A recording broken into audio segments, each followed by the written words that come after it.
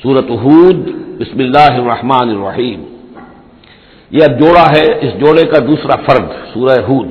یہاں آپ دیکھیں گے کہ برعکس ترتیب ہو جائے گی، 10 رکوعوں میں سے 6 سے زائد انباء الرسل پر مشتمل ہے، اور جس میں سب سے تفصیلی ذکر جو ہے یہ حضرت نوح علیہ السلام کا ہے، اور آخر میں بہت ہی مختصر سا تذکرہ جو ہے حضرت موسیٰ کا ہے۔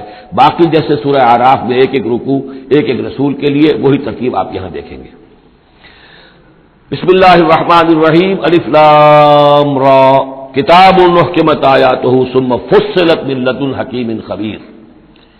الف لام را، یہ وہ کتاب ہے جس کی آیات پختہ کی گئی ہیں، مضبوط کی گئی ہیں، پھر ان کی تفصیل کی گئی ہے، انہیں کھولا گیا ہے اس ہستی کی طرف سے جو حکیم اور خبیر ہے، جو کمال حکمت والا اور باخبر ہے۔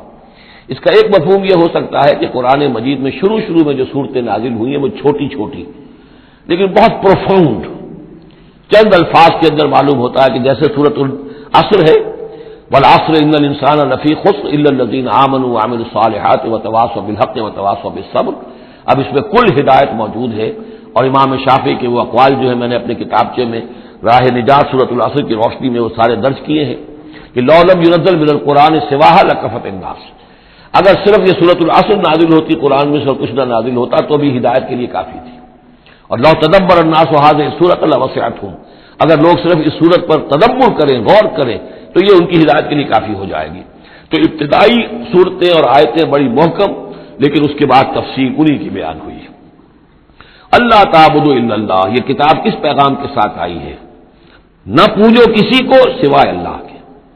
اننی لکم منہ نذیر و بشیر، یقیناً میں ہوں تمہارے لیے اس کی جانب سے خبردار کرنے والا اور بشارت دینے والا۔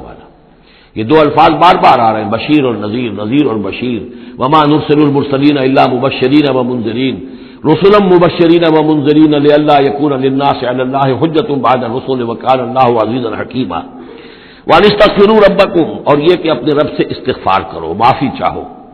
ثُمَّ تُوبُوا إِلَيْهِ، اور پھر اس کی جناب میں رجوع کرو، اس کی طرف بڑھو۔ يُمَتِّعْكُم مَتَاعًا حَسَنًا، وہ تمہیں ساز و سامان دے گا دنیا کی زندگی میں بھی اچھا فائدہ، إِلَىٰ أَجَلٍ مُّسَمًّى، ایک وقت معین تک کے لیے، دنیا میں بھی تمہارے لیے حسنہ ہوگا۔ وَيُؤْتِ كُلَّ ذِي فَضْلٍ فَضْلَهُ، اور ہر صاحب فضل کو اس کے حصے کا فضل عطا کرے گا۔ یہاں جو ذی فضل سے مراد ہے مستحق فضل، جو بھی فضل کا مستحق ہے اسے اللہ تعالیٰ اس کا فضل عطا کرے گا۔ وَإِن تَوَلَّوْا، اور اگر تم پھر جاؤ گے، فَإِنِّي أَخَافُ عَلَيْكُمْ عَذَابَ يَوْمٍ كَبِيرٍ، تو پھر مجھے اندیشہ ہے کہ تم پر بہت بڑے دن کا ایک عذاب آئے گا۔ إِلَى اللَّهِ مَرْجِعُكُمْ، تمہاری طرف اللہ ہی کی طرف تمہیں لوٹ جانا ہے، وَهُوَ عَلَىٰ كُلِّ شَيْءٍ قَدِيرٌ، اور وہ ہر چیز پر قادر ہے۔ أَلَا إِنَّهُمْ يَثْنُونَ صُدُورَهُمْ لِيَسْتَخْفُوا مِنْهُ، آگاہ ہو جاؤ یہ لوگ اپنے سینوں کو دوہرا کرتے ہیں تاکہ اس سے چھپ سکیں۔ یہ مشکلات القرآن میں سے اس کے بارے میں بہت سے اقوال ہیں۔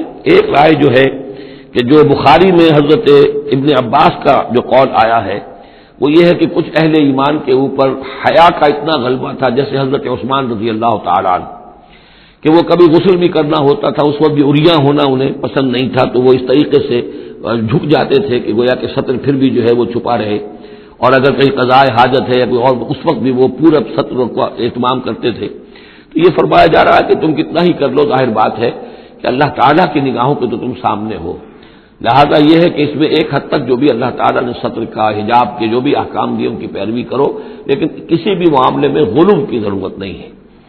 باقی اور طرح سے بھی اس آیت کی تشریح کی گئی ہے۔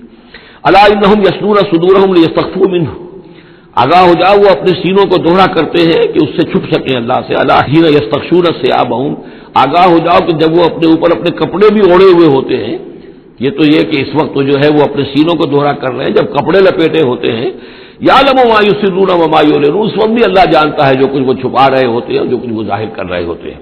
انہ علیم بذات الصدور، وہ تو جو کچھ سینوں کے اندر ہے اس کو بھی جانتا ہے۔ وما من دابۃ فی الارض الا علی اللہ رزقها، نہیں ہے کوئی بھی چلنے والی چیز، کوئی حیوان، کوئی چوپایا، کوئی چرند، کوئی پرند زمین پر جتنے بھی حیوانات ہیں اللہ نے بنائے ہیں، لیکن یہ کہ ان کا رزق اللہ کے ذمے ہے، یعنی اللہ تعالیٰ نے جو نظام بنایا اس دنیا کا، اس میں ہر شے کے لیے اس کا رزق فراہم کیا ہے۔ جو جاندار بنایا اس کے لیے جو غذا ہے، جو ضروری چیزیں وہ پہلے سے فراہم کر دی ہے۔ بچے کی پیدائش بعد میں ہوتی ہے اور ماں کی چھاتیوں میں دودھ پہلے پیدا ہو جاتا ہے. تو اللہ تعالیٰ کی طرف سے یہ نظام جو ہے ایسا ہے. یہ دوسری بات ہے کہ لوگوں نے تقسیم دولت کا نظام غلط کر دیا تو کچھ لوگ بھوکے رہ گئے, کچھ ننگے ہو گئے, کچھ نے دولت سمیٹ کر جو ہے اپنے کھتے بھر لیے, انبار لگا لیے. یہ انسانوں کا معاملہ ہے, یہ انہوں نے غلط کام کیا ہے. ورنہ اللہ تعالیٰ نے تو تمام جو بھی جتنی بھی مخلوقات ہیں ان کے لیے کافی اور وافی رزق جو ہے وہ پیدا کیا ہے. وما من دابۃ فی الارض الا علی اللہ رزقها ویعلم مستقرها ومستودعها, اور وہ جانتا ہے اس کے مستقل قیام کی جگہ کو بھی اور جہاں وہ عارضی طور پر سونپا جاتا ہے. یہ مستقر اور مستودع پر گفتگو ہو چکی ہے تفصیل کے ساتھ. 3 اقوال اس کے بارے میں بیان کر چکا ہوں سورہ انعام کے ضمن میں. کل فی کتاب مبین, اور یہ سب کچھ ایک کھلی روشن کتاب کے اندر موجود ہے, وہی کتاب جو علم الہی کی کتاب ہے. وَهُوَ الَّذِي خَلَقَ السَّمَاوَاتِ وَالْأَرْضَ فِي سِتَّةِ أَيَّامٍ, اور وہی ہے کہ جس نے پیدا کیا آسمانوں اور زمین کو 6 دنوں میں. وَكَانَ عَرْشُهُ عَلَى الْمَاءِ, اور اس کا تخت تھا پانی پر. لِيَبْلُوَكُمْ أَيُّكُمْ أَحْسَنُ عَمَلًا, تاکہ تمہیں آزمائے کہ کون ہے تم میں سے اچھے عمل کرنے والا. یعنی یہ تخلیق جو ہے اور انسانی زندگی کا جو یہ حصہ جو اس دنیا میں گزرتا ہے, اس کا جو اصل مقصد ہے وہ ہے امتحان. قلزم ہستی سے تو ابھرا ہے مانند حباب, اس زیاں خانے میں تیرا امتحان ہے زندگی. باقی یہ کہ کان عرشہ علی الماء, اس کا تخت پانی پر تھا, اس کے معنی کیا ہیں میرے نزدیک؟ اب بھی یہ آیات متشابہات میں سے ہے, لیکن ایک انداز ایسا ہے کہ جس سے محسوس ہوتا ہے کہ شاید وہ اس کی طرف اشارہ کیا جا رہا ہو کہ یہ دنیا جب بنی ہے, یہ زمین جب ٹھنڈی ہونے لگی ہے تو ٹھنڈی ہو کر اس کے بخارات نکلے ہیں, اور وہ اس کے گرد جو فضا بنی ہے ایٹماسفیئر, اس کے اندر یہ گیسز گئی ہیں. ان گیسز کے اندر جو ہے ہائیڈروجن اور آکسیجن کے ذریعے سے پھر پانی پیدا ہوا ہے, اور طویل عرصے تک بارشیں ہوتی رہی, طویل عرصے تک, لاکھوں سال یہ کہتے ہیں کہ بارش ہوئی ہے. اور چونکہ جب زمین سکڑی ہے تو کہیں سے وہ اونچی ہو گئی, کہیں سے نیچی ہو گئی. سکڑتی ہے کوئی شے تو اس کے اندر نشیب و فراز پیدا ہو جاتے ہیں. تو بارش جب برسی ہے تو پھر یہ کہ سمندر وجود میں آئے ہیں. ابھی کوئی اور مخلوقات نہیں تھی, صرف یہ کہ اس زمین کے اوپر یا یہ کہ وہ پہاڑ تھے اور یا پانی تھا, بلکہ یہ کہ اکثر و بیشتر پانی ہی پانی تھا. پھر یہ کہ پانی اور جہاں پر مٹی پیدا ہوئی اور دلدلی علاقے بنے, اور دلدلی علاقوں کے اندر پھر وہ کچھ حیات جو ہے اس کی شکلیں پیدا ہوئی, چاہے وہ نباتاتی حیات تھی اور چاہے وہ حیواناتی حیات تھی. تو وہ جو ایک دور ہے جب کہ ابھی مخلوقات, اس زمینی مخلوقات کے اندر ابھی کوئی شے نہیں آئی تھی, کوئی حیوانات نہیں, کوئی سمندر کے کوئی جانور نہیں, کوئی زمین کے اوپر خشکی کے جانور نہیں. تو اس وقت جو ہے گویا کہ اللہ تعالیٰ کا جو تخت حکومت ہے اس زمین کی حد تک وہ پانی کے اوپر تھا. واللہ عالم. وَلَئِن قُلْتَ, اور اگر آپ کہیں گے انکم مبعوثون, کہ تمہیں اٹھا لیا جائے گا من بعد الموت, موت کے بعد, لَيَقُولَنَّ, تو کہیں گے وہ لوگ الذین کفروا, جنہوں نے کفر کیا, ان ھذا الا سحر مبین, نہیں یہ تو کھلا جادو ہے. وَإِنْ أَخَّرْنَا عَنْهُمُ الْعَذَابَ إِلَىٰ أُمَّةٍ مَّعْدُودَةٍ, اور اگر ہم مؤخر کیے رکھیں ان سے اپنے عذاب کو ایک خاص مدت تک کے لیے, معین مدت تک کے لیے, لَيَقُولُنَّ مَا يَحْبِسُهُ, تو وہ کہتے ہیں کس چیز نے روک رکھا ہے, وہ جہاز کہاں نظر انداز ہو گیا, آتا کیوں نہیں؟ محمد بہت سال ہو گئے تمہیں کہتے ہوئے جہاز آئے گا اور وہ عذاب آئے گا, وہ کہاں ہے؟ ما یحبسو, کس سے نے اس کو روکا ہے؟ الا یوم یاتیہم لیس مصروفا عنہم, آگاہ ہو جاؤ جس دن وہ ان پر آئے گا پھر وہ ان کی طرف سے پھیرا نہیں جا سکے گا. وحاق بہم ما کانوا بہ یستہزئون, اور ان کو گھیرے میں لے لیں گی وہ تمام چیزیں جن کا یہ استہزاء اور تمسخر کیا کرتے تھے. وَلَئِنْ أَذَقْنَا الْإِنسَانَ مِنَّا رَحْمَةً, اور اگر ہم مزہ چکھاتے ہیں انسان کو اپنی طرف سے رحمت کا, کوئی خوشی آئی ہے, کوئی دولت ملی ہے, کوئی اور مسرت کی بات ہوئی ہے, ثُمَّ نَزَعْنَا مِنْهُ, پھر جب ہم اس سے وہ چھین لیتے ہیں, لے لیتے ہیں, سلب کر لیتے ہیں, إِنَّهُ لَيَئُوسٌ كَفُورٌ, تو وہ ہو جاتا بالکل مایوس, نہایت ناشکرا, بھول جاتا ہے کبھی اللہ کی نعمت بھی تھی, کبھی اللہ کی نگاہ کرم بھی مجھ پر تھی, ٹھیک ہے آج مجھ پر سختی آ گئی ہے تو سختی نرمی آتی رہتی ہے, اللہ تعالیٰ کی طرف سے ہے, اگر نرمی بھی تھی تو اللہ کی طرف سے, اور سختی بھی آئی ہے تو اللہ کی طرف سے, اس پر شکر چاہیے تھا, اس پر صبر چاہیے. لیکن نہیں, انسان جو ہے لیئوس کفور, انتہائی مایوس اور نہایت ناشکرا, ہم پر تو کبھی اللہ کی کوئی نظر کرم ہوئی نہیں. وَلَئِنْ أَذَقْنَاهُ نَعْمَاءَ بَعْدَ ضَرَّاءَ مَسَّتْهُ, اور اگر ہم مزہ چکھائیں اسے نعمتوں کا اس کے بعد کہ کوئی تکلیف اس کو پہنچی ہوئی تھی, لَيَقُولَنَّ ذَهَبَ السَّيِّئَاتُ عَنِّي, تو وہ کہے گا بس جی میرے دل اندر دور ہو گئے, ساری برائیاں اب تو, ساری مصیبتیں ختم ہو گئیں. إِنَّهُ لَفَرِحٌ فَخُورٌ, اب وہ فرح اور فخور بن جاتا ہے, وہ یعنی اتراتا ہے, فخر کرتا ہے اور کہتا ہے میں نے محنت کی، میں نے کوشش کی، میں نے تدبیر کی، دیکھا میں نے یہ شکل کی تھی جس کی وجہ سے کہ میری کاروبار جو بالکل ختم ہو رہا تھا، ڈوب رہا تھا، وہ ٹھیک ہو گیا۔ یعنی یہ کہ ہر حال میں اللہ سے دور، یہ نہیں جانتا کہ جو بھی معاملہ آیا تھا وہ اللہ کی طرف سے ہے، خیر ہو یا شر ہو وہ اللہ کی طرف سے ہے، اس سے ناواقف۔ الا الذین صبروا، سوائے ان کے کہ جو صبر کی روش اختیار کریں۔ یہ سب کی بات نہیں ہے، جن کو اللہ نے ایمان دیا ہو اور ایمان کے نتیجے میں صبر پیدا ہوا ہو۔ الا الذین صبروا وعملوا الصالحات، اور انہوں نے نیک اعمال کیے ہوں، اولئک لہم مغفرۃ واجر کبیر، ان کے لیے مغفرت ہے اور بہت بڑا اجر ہے۔ فلعلک تارک بعض ما یوحی الیک، تو اے نبی شاید کہ آپ کچھ چیزیں چھوڑ دیں اس میں سے جو آپ کی طرف وحی کی جا رہی ہے۔ وضائق بہ صدروں کا، اور آپ کا سینہ اس سے بھج رہا ہے، تنگ ہو رہا ہے۔ ان یقولوا، اس وجہ سے کہ وہ کہہ رہے ہیں لولا انزل علیہ کنز او جاء معہ ملک، کہ وہ یہ کہہ رہے ہیں کہ کیوں نہیں ان کے اوپر اتار دیا گیا کوئی خزانہ، یا کیوں نہیں آیا ان کے پاس کوئی فرشتہ، معہ ان کے ساتھ کوئی فرشتہ آتا۔ وہی بات جو سورہ نام میں آ چکی ہے، اس کا ذروہ سنام اس مضمون کا سورہ نام میں آ چکا ہے، لیکن ان تمام صورتوں کے اندر بھی یہ چیزیں موجود ہیں۔ یہ دونوں گروپ جو ہے مکی صورتوں کے، جن میں سے ایک میں وہ 2 صورتیں ہیں جو ہم پڑھ چکے، انعام، اعراف، اور دوسرا جو یہ ہے جو 14 صورتوں پر مشتمل ہے جس کی دوسری صورت ہم پڑھ رہے ہیں، ان سب کا تعلق جو ہے یوں سمجھیے، ایک استثناء ہے وہ میں بعد میں بتا دوں گا، یہ قیام مکہ کے آخری 4 سالوں کی صورتیں ہیں۔ یعنی حضور کا قیام مکہ مکرمہ میں وحی کے آغاز کے بعد 12 سال، اس کو 4 حصوں میں تقسیم کر لیجیے۔ پہلے 4 سال میں جو صورتیں نازل ہوئی ہیں وہ قرآن مجید کے آخری 2 گروپوں میں ہیں، سورہ قاف سے لے کے آخر تک۔ درمیانی 4 سال جو تھے ان کے درمیان جو ہے وہ درمیانی 2 گروپوں میں ہیں، اور یہ جو ہے شروع کے 2 گروپ جو ہیں ان کے اندر وہ صورتیں ہیں کہ جو آخری دور میں نازل ہوئی ہیں، آخری 4 سالوں میں، اور ان میں یہ مضمون کثرت سے ملے گا۔ فلعلک تارک بعض ما یوحی الیک، تو شاید نبی آپ ترک کر دیں گے بعض چیزیں جو آپ کی طرف وحی کی گئی ہیں، وضائق بہ صدروں کا، اور آپ کا سینہ جو ہے اس پر بھج رہا ہے۔ ان یقولوا، کہ وہ یہ کہہ رہے ہیں لولا انزل علیہ کنز، کیوں نہیں اتار دیا گیا ان پر کوئی خزانہ، او جاء معہ ملک، یا ان کے پاس آ گیا ہوتا کوئی فرشتہ۔ انما انت نذیر، دیکھیے پھر آپ سمجھ لیجئے آپ کا فرض منصبی یہ ہے کہ آپ صرف ایک خبردار کرنے والے ہیں، واللہ علی کل شیء وکیل، باقی ہر چیز کا ذمہ دار اللہ ہے۔ کب عذاب بھیجنا ہے، کب نہیں بھیجنا، کوئی معجزہ دکھانا ہے یا نہیں دکھانا، کس کو ایمان کی توفیق دینی ہے، کس کو نہیں دینی ہے، یہ سارے معاملات اللہ کے ہاتھ میں ہیں۔ ام یقولون افترا، کیا ان کا کہنا یہ ہے کہ یہ قرآن جو ہے محمد نے خود گھڑ لیا ہے؟ قل فاتوا بعشر سور مثلہ مفتریات، اب یہ ہے وہ چیلنج جو دوسرے نمبر پر دیا گیا۔ پہلا چیلنج تھا کہ تم پورے قرآن جیسی کوئی کتاب بنا کر لاؤ، وہ آگے چل کر آئے گا سورہ بنی اسرائیل میں اور دوسری صورتوں میں۔ اس سے نیچے اتر کر اچھا 10 صورتیں بنا کے لے آؤ، اس سے نیچے پر سبیل تنزل 1 صورت، اس 1 صورت کی بات سورہ یونس میں بھی آ چکی ہے اور سورہ بقرہ میں بھی، یہاں وہ 10 والا معاملہ ہے۔ قل فاتوا بعشر سور مثلہ مفتریات، تو ان سے کہیے کہ اچھا اگر ایسا ہی ایک قرآن گھڑا جا سکتا ہے اور انسان کی قوت اور قدرت میں ہے کہ ایسی کتاب تصنیف کر لے، تو تم 10 صورتیں تم بھی اس کی تصنیف کر کے لے آؤ۔ وَادْعُوا مَنِ اسْتَطَعْتُم مِّن دُونِ اللَّهِ إِن كُنتُمْ صَادِقِينَ، اور جن کو بھی تم بلا سکو اللہ کے سوا بلا لو مدد کے لیے اگر تم سچے ہو۔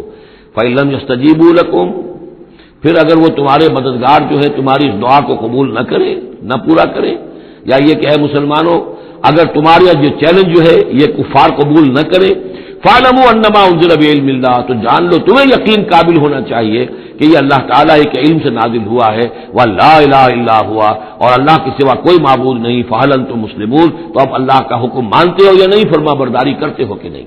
یہ کفار ہی سے خطاب ہے کہ اگر تمہارے وہ جو معبود ہیں تم ان کو پکارو کہ اس جیسی 10 صورتیں ہمیں بھی، آپ بھی کچھ کوشش کریں، ہم بھی کوشش کرتے ہیں مل جل کر، کچھ آپ القاء فرمائیں، الہام فرمائیں، کچھ ہم محنت کرتے ہیں، اور اگر وہ نہ کریں تو پھر جان لو فَاعْلَمُوا أَنَّمَا أُنزِلَ بِعِلْمِ اللَّهِ وَلَا إِلَٰهَ إِلَّا هُوَ فَهَلْ أَنتُم مُسْلِمُونَ مَنْ كَانَ يُرِيدُ الْحَيَاةَ الدُّنْيَا وَزِينَتَهَا نُوَفِّ إِلَيْهِمْ أَعْمَالَهُمْ فِيهَا وَهُمْ فِيهَا لَا يُبْخَسُونَ، جو لوگ بھی طالب ہوتے ہیں، ارادہ کر لیتے ہیں، طالب ہوتے ہیں دنیا کی زندگی کا اور اس کی زینت کا، زیبائش، آرائش، چمک دمک، ساز و سامان، اسی کے پیچھے پڑے ہوئے ہیں، محنت کر رہے ہیں، بھاگ دوڑ کر رہے ہیں، خون پسینہ ایک کر رہے ہیں، دن رات ایک کر دیا ہے۔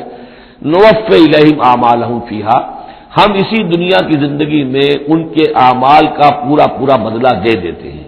ٹھیک ہے محنت کر رہے ہو بھائی, تمہاری بلڈنگ بھی بڑی اونچی بن گئی ہے اور تمہاری کار بھی بہت اعلیٰ ہے اور تمہارا کاروبار بھی خوب چمک گیا ہے, تم نے چونکہ یہی چاہا, یہی اسی کے لیے محنت کی, اسی کے لیے بھاگ دوڑ کی, تو اللہ تعالیٰ وہم فیہا لا یبخسون, اس میں اللہ تعالیٰ ان کے ساتھ کوئی بخل نہیں کرتا اور ان کی جو محنت ہے اس کا جو بدلہ ہے انہیں اس دنیا میں دے دیتا ہے.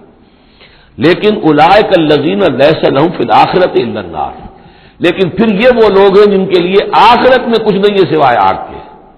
ساری محنت بھاگ دوڑ دھوپ یہاں کے لیے تھی, یہاں ہم نے تمہیں دے دیا. اولئک الذین لیس لہم فی الآخرۃ الا النار وحبط ما صنعوا فیہا, اور جو کچھ انہوں نے اس دنیا میں کیا ہوگا وہ تو حبط ہو جائے گا. وباطل ما کانوا یعملون, اور جو کوئی جھوٹی سچی نیکی کی ہوگی اپنے دل کو دھوکہ دینے کے لیے وہ بھی بے بنیاد تھی, اس کی کوئی حیثیت نہیں تھی. افمن کان علی بینۃ من ربہ, تو بھلا وہ شخص کہ جو اپنے رب کی طرف سے بینہ پر تھا, اور یہاں بینہ سے مراد ہے فطرت سلیمہ, جس کے بارے میں کئی بار بحث کر چکا. فطرت سلیمہ, انسان کے اندر جو روح ربانی پھونکی گئی ہے اس کی وجہ سے وہ جو فطرت ہے اس کے اندر وہ سارے حقائق موجود ہیں, کہ جو حقائق جن کو اجاگر کرنے کے لیے پھر یہ وحی آئی ہے اور اس ڈورمنٹ کانشسنس کو ایکٹیویٹ کرنے کے لیے. تو جس شخص کی وہ فطرت سلیم ہے, قائم ہے, بینہ ہے, روشن ہے, پاک ہے, وَيَتْلُوهُ شَاهِدٌ مِّنْهُ, اور پھر اس کے پیچھے آتا ہے اس کے لیے گواہ.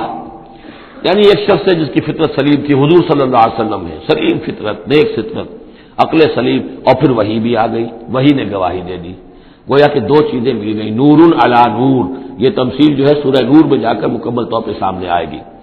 افمن کان علی بینۃ من ربہ ویتلوہ شاہد منہ ومن قبلہ کتاب موسیٰ اماما ورحمہ, اور پھر اس کے علاوہ اس سے پہلے کتاب موسیٰ موجود ہے جو امام بھی تھی, رہنمائی کرنے والی, اور رحمت بھی تھی. یعنی جو دوسری تصدیق ہو رہی ہے وہ تورات سے ہو رہی ہے.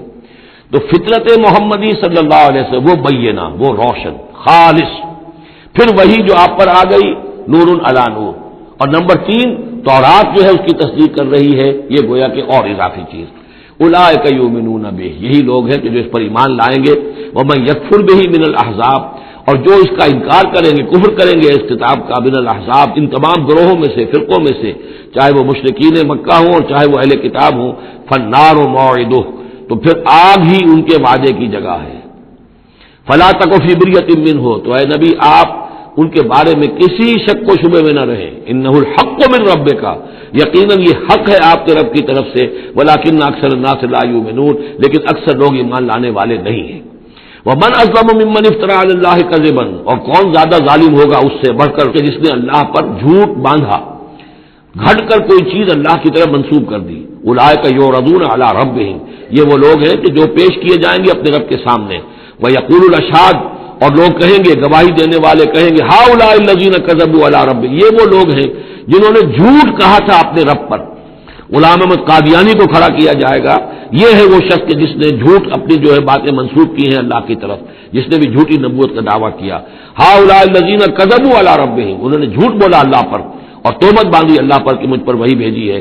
الا لعنۃ اللہ علی الظالمین, آگاہ ہو جاؤ ایسے ظالموں پر اللہ کی لعنت ہے.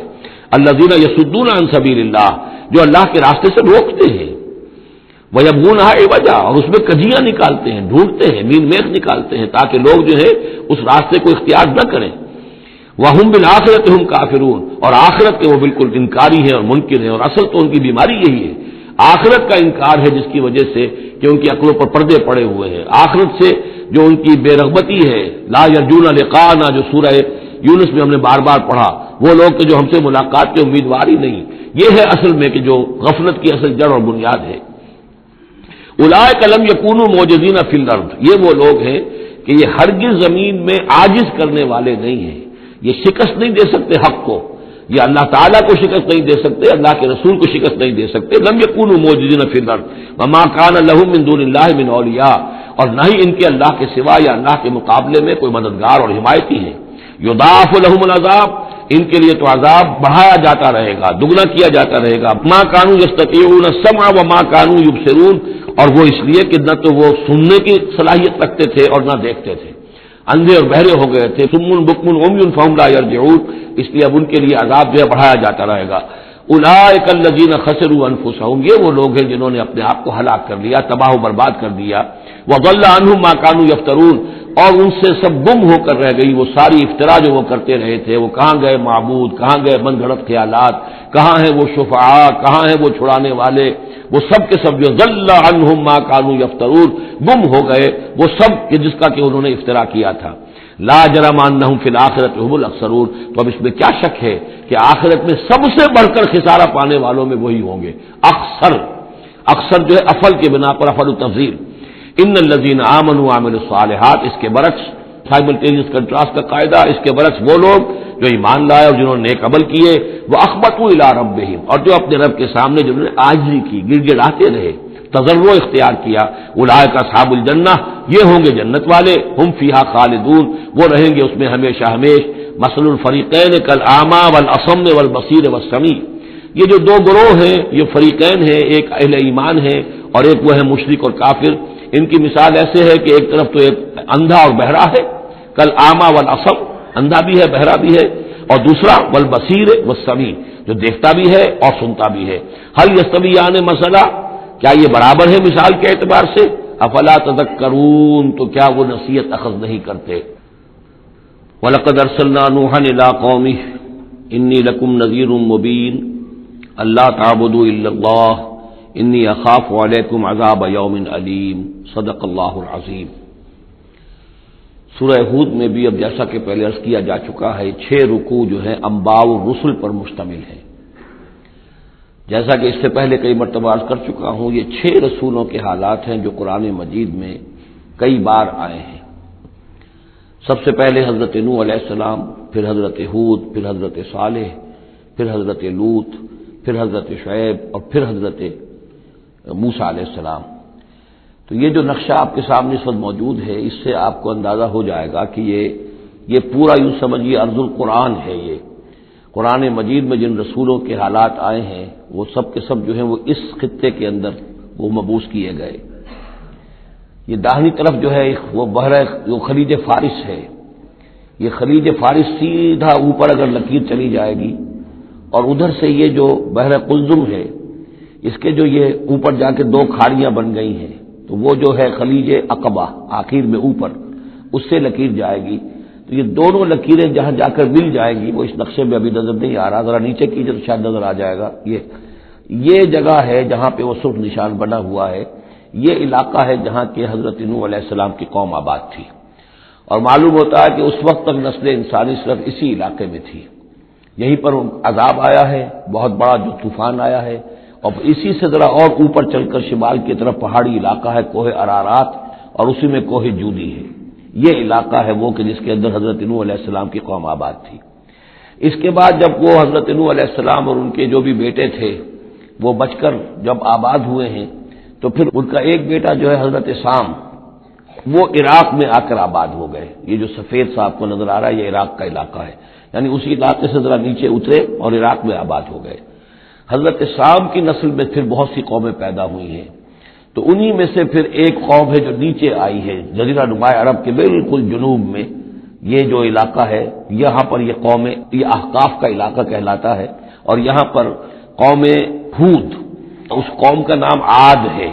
حضرت سام کی نسل ہی میں سے کوئی بہت بڑا سردار اٹھا جس کا نام عاد تھا، اور عاد کی اور سے پھر ایک نسل، ایک قوم شروع ہو گئی، وہ اس علاقے میں آباد تھی. اس کے ہاں جب شرک وغیرہ پیدا ہو گئے اور خرابیاں پیدا ہو گئی تو اللہ تعالیٰ نے بہت سے نبی بھیجے، پھر آخر ایک رسول بھیجا اور وہ حضرت ہود علیہ السلام ہے. ان کی دعوت کو رد کیا، یہ ہلاک کر دیے گئے. یہاں سے حضرت ہود اپنے ان ساتھیوں کو لے کر نکلے اور عرب کے تقریباً وہ وسط میں وہ علاقہ ہجر کا علاقہ کہلاتا ہے، اس علاقے میں آ کر آباد ہو گئے. یہاں ان کے ہاں ایک بڑی شخصیت ابری جس کا نام سمود تھا، تو اس سے یہ قوم سمود مشہور ہوئی ہے. انہوں نے میدانوں کے اندر محل بنائے، اور ساتھ ہی یہ ہے کہ جو پہاڑی علاقہ ہے بہت سخت گرینائٹ راکس ہیں، ان کو تراش کر ان کے اندر بھی مکان بنائے. یہ قوم سمود ہے. تو قوم نوح، قوم ہود، قوم سمود، یہ تینوں قومان جو ہیں حضرت ابراہیم علیہ السلام سے پہلے کی ہیں. اب پھر لوٹیے عراق کی طرف. عراق ہی میں جو قوم باقی رہی انہی میں حضرت ابراہیم علیہ السلام کی بعثت ہوئی ہے. لیکن حضرت ابراہیم علیہ السلام کے بارے میں یہ انداز جو انباء الرسل کا ہے وہ قرآن مجید میں کہیں نہیں ہے. یہاں پہ آپ دیکھیں گے سورہ ہود میں ان کا تذکرہ آئے گا، لیکن وہ قصص النبیین کے انداز میں تذکرہ آئے گا، انباء الرسل کے انداز میں نہیں آئے گا۔ حضرت ابراہیم یہاں سے اور یہاں سے پھر انہوں نے ہجرت کی عراق سے اور شام چلے گئے، پورا صحرا کراس کر کے شام میں جا کر، اور وہاں سے پھر انہوں نے اپنے بیٹے اسحاق کو آباد کیا، وہ جو سرخ نشان نظر آ رہا ہے آپ کو، یہ فلسطین کا علاقہ ہے۔ ایک بیٹے حضرت اسماعیل علیہ السلام کو یہاں مکے میں لا کر آباد کیا۔ اچھا، اس اپنے بھتیجے جو حضرت لوط علیہ السلام ان کے ساتھ ہی آئے تھے، ہجرت کی تھی انہوں نے، عراق سے اور شام پہنچے تھے، ان کو بھیجا ہے بحیرہ ڈیڈ سی جو ہے، بحیرہ مردار، اس کے کنارے پر یہ شہر آباد تھے، عمورہ اور صدوم، وہاں بھیجا ہے۔ تو انباء الرسل کے ضمن میں پھر قوم سمود کے بعد ذکر آئے گا تو وہ قوم لوط کا آئے گا۔ البتہ حضرت ابراہیم علیہ السلام ہی کی ایک تیسری بیوی قطورہ، ان کی اولاد میں سے مدین نام کے بھی ایک تھے، اور ان سے جو قوم چلی قوم مدین، وہ خلیج عقبہ کے داہنی طرف جو ہے مشرق میں، یہ یہاں آباد ہوئے۔ یہ علاقہ ہے ان کا جہاں پہ کہ حضرت شعیب علیہ السلام کو بھیجا گیا، اور خلیج کے قریب لے جائیے، خلیج کے قریب اس علاقے میں یہ مدین کا علاقہ ہے، اس میں حضرت شعیب علیہ السلام بھیجے گئے۔ اب یہ جو سینائی پیننسولا ہے، ادھر جو ہے مصر ہے، وہ دریائے نیل نظر آ رہا ہے۔ یہاں سے یوں جو ہے حضرت یوسف علیہ السلام، کیونکہ اب سورہ ہود کے بعد سورہ یوسف بھی آ جائے گی، تو حضرت یوسف علیہ السلام کو جب کہ ان کے بھائیوں نے کنویں میں پھینکا ہے، اور وہ پھر قافلہ ان کو لے گیا ہے مصر، اور وہ پھر ذریعہ بن گئے پوری اس قوم کے مصر میں آنے کا، تو یہاں پھر حضرت موسیٰ علیہ السلام کی بعثت ہوئی ہے مصر میں۔ تو کل یہ علاقہ ہے کہ جن میں وہ انبیاء اور رسل جو ہیں مبعوث ہوئے ہیں، کہ جن کا ذکر اکثر و بیشتر قرآن میں آتا ہے۔ لیکن جیسا کہ میں نے عرض کیا تھا، اس کا یہ مطلب نہیں ہے کہ صرف یہی رسول اور نبی آئے ہیں، دنیا میں اور بھی بہت سے نبی اور رسول آئے، لیکن قرآن میں تذکرہ انہی کا کیا گیا ہے کہ جن کا تذکرہ ان لوگوں کی اپنی روایات میں موجود تھا، جن کے ناموں سے یہ واقف تھے، لہذا انہی کے حوالے سے قرآن تو کتاب ہدایت ہے۔ ویسے تو ایک رسول کے قصے میں بھی وہ ساری ہدایت موجود ہے، اور 6 رسولوں کے قصوں میں بھی وہ ہدایت موجود ہے۔ اس حوالے سے یہ کہ سارے رسولوں کی تاریخ بیان کرنا یہ قرآن مجید کا موضوع نہیں ہے۔ آئیے اب متن کی طرف چلیے۔ وَلَقَدْ أَرْسَلْنَا نُوحًا إِلَىٰ قَوْمِهِ، اور ہم نے بھیجا نوح کو اس کی قوم کی طرف۔ إِنِّي لَكُمْ نَذِيرٌ مُّبِينٌ، انہوں نے کہا میں تمہارے لیے کھلا خبردار کر دینے والا ہوں۔ اللہ تعبدوا الا اللہ، کہ مت پوجو اللہ کے سوا کسی کو۔ انی اخاف علیکم عذاب یوم علیم، مجھے اندیشہ ہے تم پر ایک بڑے دردناک دن کے عذاب کا۔ فقال الملأ الذین کفروا من قومہ، تو کہا اس کے قوم کے ان سرداروں نے جنہوں نے کفر کی روش اختیار کی، ما نراک الا بشرا مثلنا، ہم نہیں دیکھتے اے نوح آپ کو مگر اپنے ہی جیسا ایک انسان۔ آپ کہاں سے اللہ کے رسول بن گئے، کیسے رسول بن گئے، کیسے اللہ نے چن لیا؟ آپ تو ہمارے جیسے ایک انسان ہیں۔ وما نراک اتبعک الا الذین هم اراذلنا بادی الرائے، اور اس سے بھی آگے بڑھ کر ہم نہیں دیکھتے مگر یہ کہ آپ کی پیروی کرنے والے تو وہ لوگ ہیں جو ہماری نگاہوں میں ذلیل ہیں، کمینے ہیں، نچلے طبقے کے لوگ ہیں، گھٹیا لوگ ہیں، بادی الرائے، بلا تعمل نظر آ رہا ہے کہ صرف کچھ کمی کاری لوگ آپ کے گرد جمع ہو گئے، کوئی معقول آدمی، کوئی سردار قوم کا کوئی آپ کے گرد آیا ہی نہیں۔ وما نرى لكم علينا من فضل، اور ہمیں کوئی نظر نہیں آتا کہ آپ پر کوئی ہمارے اوپر کوئی فضیلت آپ کو حاصل ہے، آپ کو اور آپ کے ساتھیوں کو، بل نظنکم کاذبین، بلکہ ہمارا گمان تو یہی ہے کہ آپ جھوٹ بول رہے ہیں۔ قال یا قوم ارأیتم ان كنت على بینۃ من ربی، اب یہ ذرا اس صورت کے اندر بار بار یہ الفاظ آئیں گے۔ ایک فطرت سلیمہ جو پہلے سے تھی، اس کے بعد اللہ کی طرف سے وحی آ گئی، وہ گویا کہ اس کا شاہد ہے۔ انہوں نے کہا اے میری قوم کے لوگوں ذرا غور کرو، اگر میں پہلے سے بھی اپنے رب کی طرف سے بینہ پر تھا، تم جانتے ہو میں نے زندگی تمہارے مابین گزاری تھی، تم بھی جانتے ہو کہ میں ایک شریف النفس انسان تھا، میرا کردار میرا اخلاق تمہارے سامنے تھا، میں بینہ پر تھا، میری فطرت مس نہیں ہوئی تھی، سلیم تھی۔ وآتانی رحمۃ من عنده، پھر اللہ نے مجھے رحمت بھی عطا فرما دی اپنے پاس سے، یعنی جو وحی آئی ہے میرے پاس وہ اللہ تعالیٰ کی رحمت ہے۔ فأمیت علیکم، اور وہ چیز وہ ہے کہ جس کو تمہاری آنکھوں سے مخفی رکھا ہے، اب میں کیا کروں، فرشتہ میرے پاس تو آتا ہے، وہی میرے پاس آتی ہے، یہ چیز جو ہے میرے تو تجربے میں ہے، بائی پرسنل ایکسپیرینس، لیکن یہ کہ تم سے یہ چھپا کر رکھی گئی ہے۔ انلزمکموہا وانتم لہا کارہون، بہرحال ہم زبردستی چپکا نہیں سکتے اپنی یہ بات آپ لوگوں کو، اگر آپ کو پسند نہیں ہے، اگر بیزار ہیں تو یہ اختیار ہمارے پاس نہیں ہے کہ ہم زبردستی آپ کو ان باتوں کا قائل کر دیں اور یہ باتیں لازماً آپ پر تھوپ دیں۔ بیا قوم لا اسألکم علیہ مالا، اور میری قوم کے لوگوں دیکھو میں تم سے کوئی اجرت نہیں مانگتا، مال طلب نہیں کرتا، کوئی تاوان تم پر نہیں ڈالا ہے۔ ان اجریہ الا علی اللہ، نہیں ہے میرا اجر مگر اللہ کے ذمے۔ وما انا بطارد الذین آمنوا، اور جن کو تم کہہ رہے ہو یہ گھٹیا لوگ ہیں، کمی کاری لوگ ہیں، کمین لوگ ہیں، میں ان کو اپنے پاس سے دھتکار نہیں سکتا، میں یہاں سے کھدیڑ نہیں سکتا ان کو، میں نہیں ہوں کھدیڑنے والا ان کو اپنے پاس سے۔ انہم ملاقو ربہم، یہ اپنے رب سے ملاقات کریں گے، ولکنی اراکم قوما تجہلون، لیکن میں دیکھتا ہوں کہ تم ضرور جہل میں اور جہالت میں مبتلا ہو گئے ہو۔ وَيَا قَوْمِ مَن يَنصُرُنِي مِنَ اللَّهِ إِن طَرَدتُّهُمْ، اور میری قوم کے لوگوں سوچو اگر میں ان اہل ایمان کو اپنے ہاتھ سے ہانک دوں، یہاں سے بھگا دوں، یہاں سے دھتکار دوں، تو کون مدد کرے گا میری اللہ کے مقابلے میں؟ یہ اللہ کے ماننے والے، اللہ کے چاہنے والے، اللہ کا ذکر کرنے والے، اللہ سے دعائیں مانگنے والے، اللہ کے روح انور کے یہ طالب ہیں، اس کی رضا جو ہیں۔ افلا تذکرون، تو کیا تم نصیحت اخذ نہیں کرتے؟ ولا اقول لکم عندی خزائن اللہ، وہی بات جو حضور سے ہم پڑھ چکے ہیں پہلے، اور میں نہیں کہتا تم سے کہ میرے پاس اللہ کے خزانے ہیں، میں نے کب کہا ہے کہ میرا اختیار ہے اللہ کے خزانوں پر؟ ولا عالم الغیب، نہ میں غیب کا علم رکھتا ہوں، ولا اقول انی ملک، نہ میں یہ کہتا ہوں کہ میں کوئی فرشتہ ہوں، ولا اقول للذین تزدری اعینکم، اور نہ میں یہ کہتا ہوں ان لوگوں کے بارے میں جنہیں تمہاری آنکھیں حقیر دیکھ رہی ہیں، تم حقارت کے ساتھ دیکھ رہے ہو، لن یؤتیہم اللہ خیرا، میں تو نہیں کہہ سکتا کہ اللہ تعالیٰ انہیں کوئی خیر نہیں دے گا، کیا پتا تم اندازہ بھی نہ کر سکو کیا مقامات بلند اللہ ان کو عطا کرے گا، جنت میں یہ کس طریقے سے اللہ تعالیٰ کے فراح و ریحان و جنت النعیم سے جو ہے وہ مشرف ہوں گے۔ ولا اقول انی ملک ولا اقول للذین تزدری اعینکم لن یؤتیہم اللہ خیرا، اللہ اعلم بما فی انفسہم، جو کچھ ان کے جیوں میں ہے، دلوں میں، اللہ خوب جانتا ہے کس کے دل میں کتنا خلوص ہے، کتنی محبت ہے اللہ کے ساتھ، کتنا شوق ہے اللہ سے ملاقات کا، تو یہ اللہ جانتا ہے۔ انی اذا لمن الظالمین، اگر میں تمہارے امتحانوں سے تنگ آ کر میں ان کو اپنے پاس سے اٹھا دوں، بھگا دوں، تو پھر یہ کہ میں تو خود ظالموں میں سے ہو جاؤں گا۔ قالوا یا نوح، انہوں نے کہا اے نوح قد جادلتنا، تم نے ہم سے خوب جھگڑا کیا، فاکثرت جدالنا، اور بہت جھگڑا کر دیا تم نے، یعنی یہ کہ جب وہ بالکل ان تمام باتوں کے جواب میں خاموش ہونے پر مجبور ہو گئے، معقول بات ہے جو جواب دیا جا رہا ہے، ان کے پاس اب کوئی جواب نہیں ہے اس کا۔ فاتنا بما تعدنا ان کنت من الصادقین، اب آخری بات وہی ضد اور ہٹ درمی کی، تو پھر لے آؤ جس چیز کی ہمیں دھمکی دے رہے ہو، اگر تم سچے ہو وہ عذاب لے آؤ۔ اب ہم جو ہے ہمارے کان پک گئے ہیں تمہارے یہ بات سنتے سنتے، اور تم سے یہ مذاکرہ اور مجادلہ اور مناظرہ جو ہے مزید ہم جاری نہیں رکھنا چاہتے۔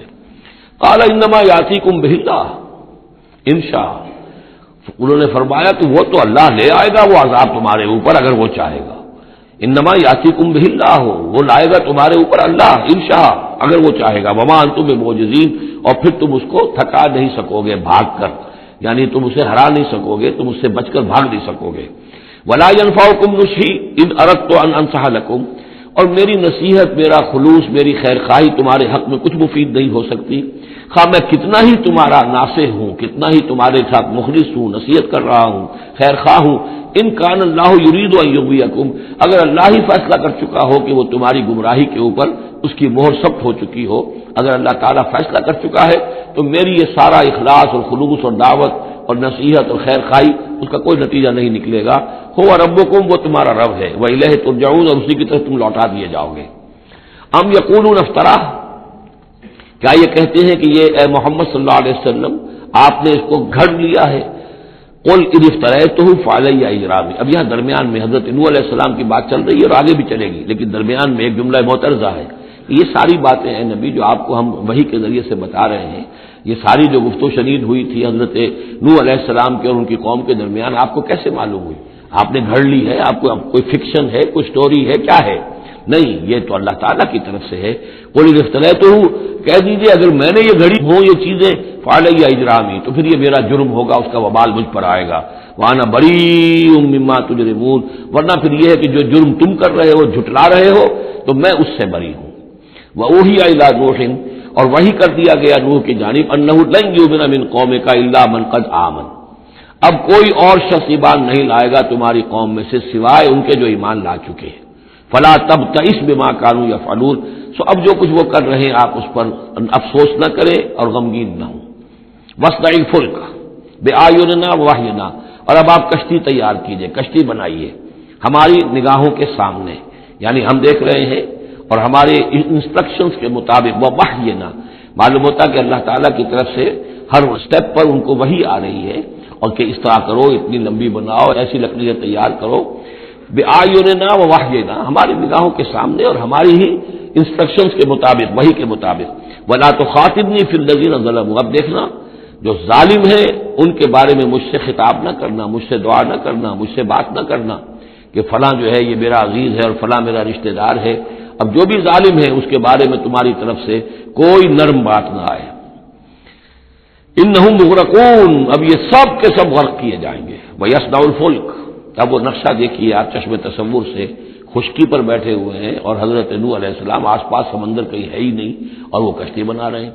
ویصنع الفلک، اور وہ بنا رہے کشتی. وکلما مر علیہ ملأ من قومہ سخروا منہ، جب بھی ان کی قوم کے سردار ان کے پاس سے گزرتے تھے وہ مذاق اڑاتے تھے کہ معلوم ہوتا اب تک تو ہم سمجھتے تھے کہ بہرحال یہ کچھ شاید بات بنا رہا ہے، جھوٹ بول رہا ہے، کیا کر رہا ہے. اب تو معلوم ہوتا بالکل ہی مت ماری گئی، اب کوئی جو ہے ہوش ٹھکانے نہیں رہے. تو وہ ہنستے تھے. سخروا منہ قال ان تسخروا منا فإنا نسخر منکم کما تسخرون، حضرت نوح فرماتے تھے کہ تم اگر ہم سے اب اس تمسخر کر رہے ہو، مذاق اڑا رہے ہو، تو وہ وقت قریب آنے والا ہے کہ ہم تمہارا مذاق اڑائیں گے جیسے کہ تم مذاق اڑا رہے ہو ہمارا. فسوف تعلمون من یاتیہ عذاب یخزیہ، تو تم ان قریب جان لو گے کہ کون ہے وہ جن پر کہ عذاب آتا ہے جو ان کو رسوا کر دے گا. ویحل علیہ عذاب مقیم، اور اس پر اترے گا وہ عذاب کے جو قائم رہنے والا ہے اور دائمی ہے. حتی اذا جاء امرنا وفارت التنور، یہاں تک کہ جب ہمارا حکم آ گیا اور جوش مارا تنور نے. اب یہ جو ہے جہاں تک اس کا یعنی جیوگرافیکل یا جیولوجیکل جو بھی اس کا پس منظر ہے اس کے ضمن میں ایچ جی ویلز نے جو بات کہی ہے وہ میں آپ کو بتا دینا چاہتا ہوں. اس کا کہنا یہ ہے کہ میڈیٹرینین کا جو اس کی سطح وہ بہت بلند تھی اور ساحل کے ساتھ ساتھ جو ہے اس کے جو مشرقی ساحل ہے اس کا جو شام کا اور فلسطین کا، تو یہاں پر جو ہے وہ اونچے پہاڑ تھے. جیسے کراچی کے بارے میں بھی کہا جاتا ہے کہ کراچی کے بعض علاقے جو ہیں وہ سطح سمندر سے نیچے ہیں، لیکن ساحل کے ساتھ ساتھ اونچا علاقہ ایسا ہے کہ جو سمندر کو روکے ہوئے. اگر کسی جگہ پر ایسا ہو تو اگر کہیں کوئی ایک سوراخ بھی ہو جائے تو یہ ایسا ہی ہے جیسے کسی بڑے بند میں سوراخ ہو جائے. اگر خدا نہ خواستہ کہیں تربیلا ڈیم میں یا کہیں کوئی اور اس طریقے کی بات ہو جائے تو پھر جو تباہی آئے گی اس کا آپ اندازہ کر لیجئے. تو ان کا کہنا یہ ہے کہ وہ سیلاب جو آیا ہے تو میڈیٹرینین میں وہ جو اس کا ساحلی علاقہ تھا اس میں سے کہیں وہ راستہ نکلا ہے پانی کا اور پھر سمندر آیا ہے، اور وہ سمندر جو ہے پورے مڈل ایسٹ کے علاقے کے اوپر جو ہے اس کے اوپر وہ پانی سمندر کی شکل بن گیا ہے. یہ ہے ان کی تعبیر. اس لیے کہ تاریخی طور پر اور طبقات الارض کا جو علم ہے وہ بتاتا ہے کہ اس پورے علاقے میں ایک بہت بڑے وسیع پیمانے پر فلڈ کے آثار موجود ہیں. وہ آثار جو ہیں وہ ایسے ہیں کہ اس پورے علاقے کے اندر وہ فلڈ آیا تھا، اور اس کی یہ توجیہ ہے جو وہ لوگ کرتے ہیں. بہرحال اس میں تین چیزیں ہوئی ہیں. ایک تو یہ کہ کسی ایک جگہ سے کوئی تنور ہو سکتا ہے کہ کوئی سوراخ جو ہے، جیسے کہ آپ کو معلوم ہے بڑے بڑے جو بند ہیں ان میں بعض اوقات صرف جو چوہوں کے بل ہوتے ہیں ان کی وجہ سے سوراخ ہو جاتے ہیں. نہروں کے کناروں میں جو بند ٹوٹتا ہے نہر کا، تو کہیں کوئی چوہوں نے کوئی سوراخ کیا ہوتا ہے، اس میں سے پانی بہنا شروع ہوا اور نہر ٹوٹ گئی. اسی طریقے سے ہو سکتا ہے کہ کسی تنور کے اندر سے پہلی مرتبہ پانی نکلا ہو. پھر یہ کہ زمین کے بھی اللہ تعالیٰ نے جو ہے وہ کھول دیے سوتے اور آسمان سے بھی پانی برسا، تو یہ پانی جو ہے زمین کا اور آسمان کا پھر مل گیا اور اس طریقے سے وہ عظیم جو ہے سیلاب آیا جس سے کہ وہ پوری قوم ہلاک ہو گئی. اور وہ کشتی جو ہے وہ بہت عرصے تک تیرتی رہی اس سمندر کے اوپر، اور پھر ہوتی ہوئی وہ کوہ ارارات میں اس کی جو ایک چوٹی ہے جودی اس پر جا کر ٹک گئی. واللہ عالم. ابھی اس پر مزید ضرورت ہے اصل میں کام کرنے کی. ویسے یہ خبریں بھی ہیں کہ بعض اوقات کوئی کشتی نما چیز دیکھی گئی ہے. یہ علاقہ جو ہے اصل میں کہ جو جہاں پہ ترکی کی سرحد ملتی ہے روس کے ساتھ، ادھر وہ آذربائیجان وغیرہ کا علاقہ ہے، ادھر پھر یہ ترکی ہے، اوپر روس کا علاقہ جو ہے، تو اس میں ادھر سے راستہ جو ہے بہت دشوار گزار ہے، چڑھ نہیں سکتے. روس کی طرف سے راستہ ہے، اس کی چوٹیوں پر بعض پائلٹس نے کہیں دیکھا ہے اور خبر دی ہے کہ کوئی بہت بڑی کشتی قسم کی شے جو ہے وہ کسی چوٹی کے اوپر رکھی ہوئی ہے. اور قرآن مجید چونکہ بار بار کہتا ہے کہ ہم اسے برقرار رکھیں گے، ایک وقت آئے گا کہ وہ لوگوں کے لیے ایک نشانی بن کر ظاہر ہوگی، تو اس سے معلوم ہوتا ہے کہ وہ کشتی اب بھی وہاں پر موجود ہے اور انسان جو ہے اس تک رسائی حاصل کرے گا. حتی اذا جاء امرنا وفارت تنور، جب ہمارا حکم آ پہنچا اور جوش مارا تنور نے، ابل پڑا تنور. قل نحمل فیہا من کل زوجین اثنین، تو ہم نے کہا اے نوح اپنی اس کشتی میں تمام حیوانات کا ایک ایک جوڑا رکھ لو، واہلک، اور اپنے گھر والوں کو بھی، اپنے گھر والے اہل و عیال کو، الا من سبق علیہ القول، سوائے آپ کے اہل و عیال میں سے وہ کہ جن کے بارے میں پہلے حکم گزر چکا ہے. یہ حضرت نوح کے خاندان میں سے ایک ان کی بیوی اور اسی بیوی کا بیٹا یام، 3 بیٹے ان کے ساتھ بچے ہیں جو اہل ایمان تھے، حام، سام اور یافس۔ سام کی اولاد ہے وہ جو نیچے تمام ہمیں ابھی نقشہ دیکھا ہے، حضرت ابراہیم بھی سامی ہے اور یہ قوم عاد بھی سامی، قوم سمود بھی سامی، یہ سیمیٹک ریسز کہلاتی ہیں۔ لیکن یہ کہ حضرت حام کی اولاد اب وہ اس تفصیل میں نہیں جا سکتا، اور حضرت یافس کی اولاد یہ اور دوسرے علاقوں میں جا کر آباد ہو گئے۔ یہ جو نیچے کی طرف اترے ہیں یہ حضرت سام کی نسل ہے۔ چوتھا بیٹا ان کا تھا یام، یا اس کا ایک خطاب اور بھی تھا کنعان، اور اس کی جو ماں تھی تو یہ مشرک تھے اور یہ اہل ایمان کے ساتھ شریک نہیں تھے، لہذا یہ کشتی میں شامل نہیں ہوئے۔ تو آپ اب رکھ لیجئے، سوال کرا لیجئے اپنی کشتی میں، من کل زوجین اثنین، ہر نوع کا ایک ایک جوڑا تمام حیوانات میں سے، وہ اہلک، اور اپنے گھر والوں کو، الا من سبق علیہ القول، مگر سوائے اس کے کہ جن کے اوپر پہلے سے حکم ہو چکا ہے، ومن آمن، اور باقی جتنے بھی اہل ایمان آپ کے ہیں ان سب کو بھی سوار کر لیجئے، وما آمن معه الا قلیل، اور نہیں ایمان لائے تھے ان کے ساتھ مگر بہت ہی کم، نہ ہونے کے برابر۔ قلیل جو ہے انگریزی میں اے لٹل اور دی لٹل، ان دونوں میں جو فرق ہے، یہاں قلیل جو ہے دی لٹل کے معنی میں آیا ہے کہ بالکل نہ ہونے کے برابر۔ وقال اركبوا فيها بسم الله مجريها ومرساها، اور حضرت نوح نے فرمایا اب سوار ہو جاؤ اس میں، اللہ کے نام کے ساتھ ہی ہے اس کا چلنا بھی اور اس کا لنگر انداز ہونا بھی، اللہ ہی اس کو چلائے گا بھی جب تک یہ پانی میں تیرتی رہے گی، اور اللہ ہی کے حکم سے یہ لنگر انداز ہوگی جہاں بھی اللہ کی مشیت ہوگی کہ یہ لنگر انداز ہو جائے۔ ان ربی لغفور الرحیم، یقین میرا رب غفور اور رحیم ہے۔ وہی تجری بہم فی موج کالجبال، اب وہ کشتی چل رہی تھی ان کو لے کر موجوں میں، اور موجیں پہاڑ پہاڑ جیسی موجیں۔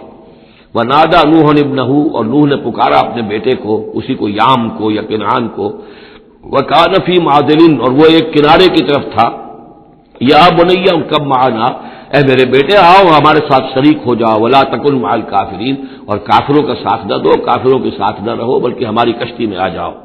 قال سآوی الی جبل یعصمنی من الماء، اس نے کہا نہیں نہیں، میں ابھی اس پہاڑ کے اوپر چڑھ جاؤں گا، میں وہاں پہنچ جاؤں گا، وہ مجھے پانی سے بچا لے گا۔ قال لا عاصم اليوم من امر اللہ الا من رحم، حضرت نوح نے فرمایا نہیں، آج کے دن کوئی شے بچانے والی نہیں ہے اللہ کے امر سے سوائے اس کے جس پر اللہ ہی رحم فرما دے۔ وحال بینہم الموج، اور اسی گفتگو کے دوران ایک بڑی سی موج حائل ہوئی ان کے مابین، فکان من المغرقین، اور وہ بیٹا جو ہے ان کی نگاہوں کے سامنے غرق ہو گیا۔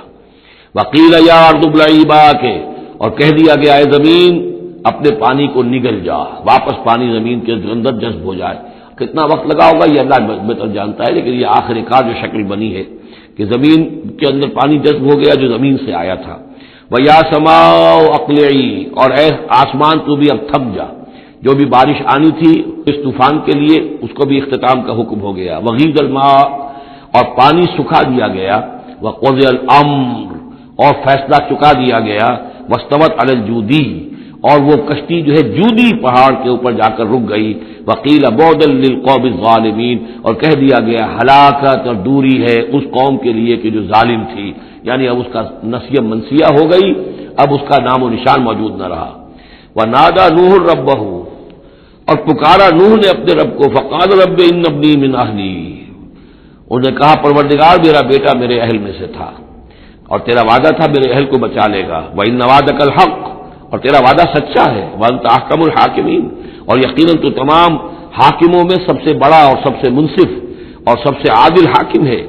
قال یا نوح انہ لیس من اہلک، انہوں نے اللہ نے جواب دیا اے نوح وہ تمہارے اہل میں سے نہیں ہے۔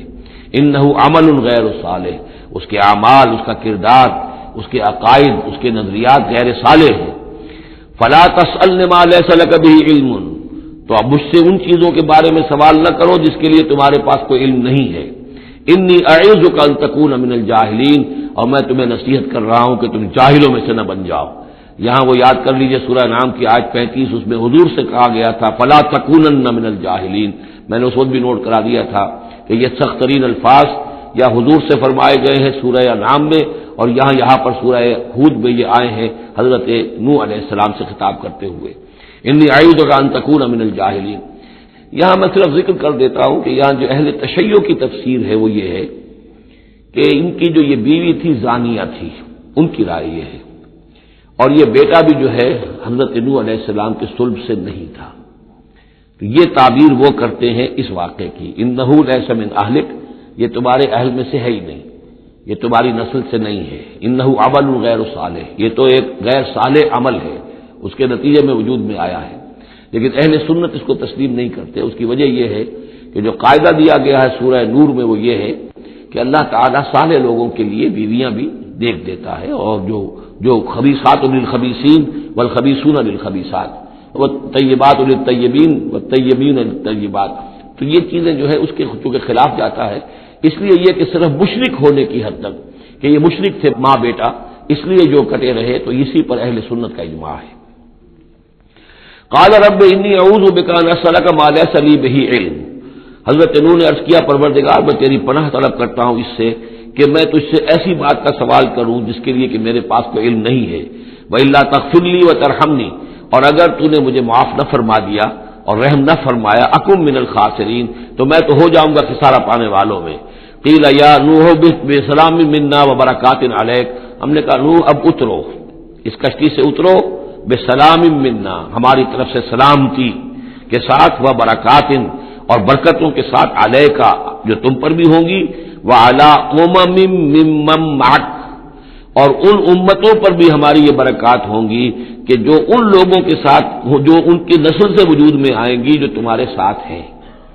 تو گویا کہ نسل انسانی بعد میں عام خیال یہی ہے کہ حضرت نوح علیہ السلام کے 3 بیٹوں ہی سے چلی ہے، باقی اگر کچھ لوگ تھے بھی ان کے ساتھ تو وہ ایسے تھے کہ جن کی کوئی نسل آگے نہیں چلی ہے، بلکہ یہ دنیا کی جو نسلیں اس وقت دنیا میں ہیں نوع انسانی، وہ یہ حضرت یافس، حضرت حام اور حضرت سام کی نسل ہی سے ہیں۔ یہ خیال ہے، واللہ عالم، یقین کے ساتھ نہیں کہا جا سکتا، ویسے میرا اپنا رجحان بھی اسی طرف ہے۔ حضرت یافس کی اولاد جو ہے وہ یہ جو پہاڑی علاقہ ہے، جیسا کہ ابھی آپ نے نقشے میں دیکھا تھا، اس سے اوپر جو ہے یہ سینٹرل ایشیا کے پہاڑ ہیں، اس پہاڑ کو کراس کیا انہوں نے، اور وہ جو پھر میدانی علاقہ ہے روس کا، اور اس کی طرف سے ہوتے ہوتے وہ سیرائے گوبی سے ہوتے ہوئے چین کا، تو حضرت یافس کی اولاد ادھر پھیل گئی ہے، یورپ سے لے کر اور چائنا تک، یہ سب یافس کی نسل ہے۔ حضرت حام کی اولاد مشرق اور مغرب میں چلی گئی، اسی پہاڑی سلسلے کے دامن میں ہوتی ہوئی، ایک شاخ ان کی ایران ہوتے ہوئے بھارت چلی گئی، انڈیا چلی گئی، سندھ اور ہند، اور ایک شاخ جو ہے سینائی پیننسولا کراس کر کے یہ سوڈان اور مصر چلی گئی۔ یہ ہے حضرت حام کی نسل میں سے۔ یہ عام طور پر جو ہمارے پرانے ماہرین انساب ہیں ان کا کہنا یہ ہے۔ انہی میں سے معلوم ہوتا ہے کہ جو یہ یورپین ہیں، جو کہ انڈو ایرینز جو کہلاتے ہیں، تو یہ ایرینز جو ہے یہ سب حضرت حام کی اولاد میں سے معلوم ہوتے ہیں۔ ان میں سے گریکس بھی ہیں، اور ان میں رومنز بھی ہیں، اور ان میں جرمنز بھی ہیں۔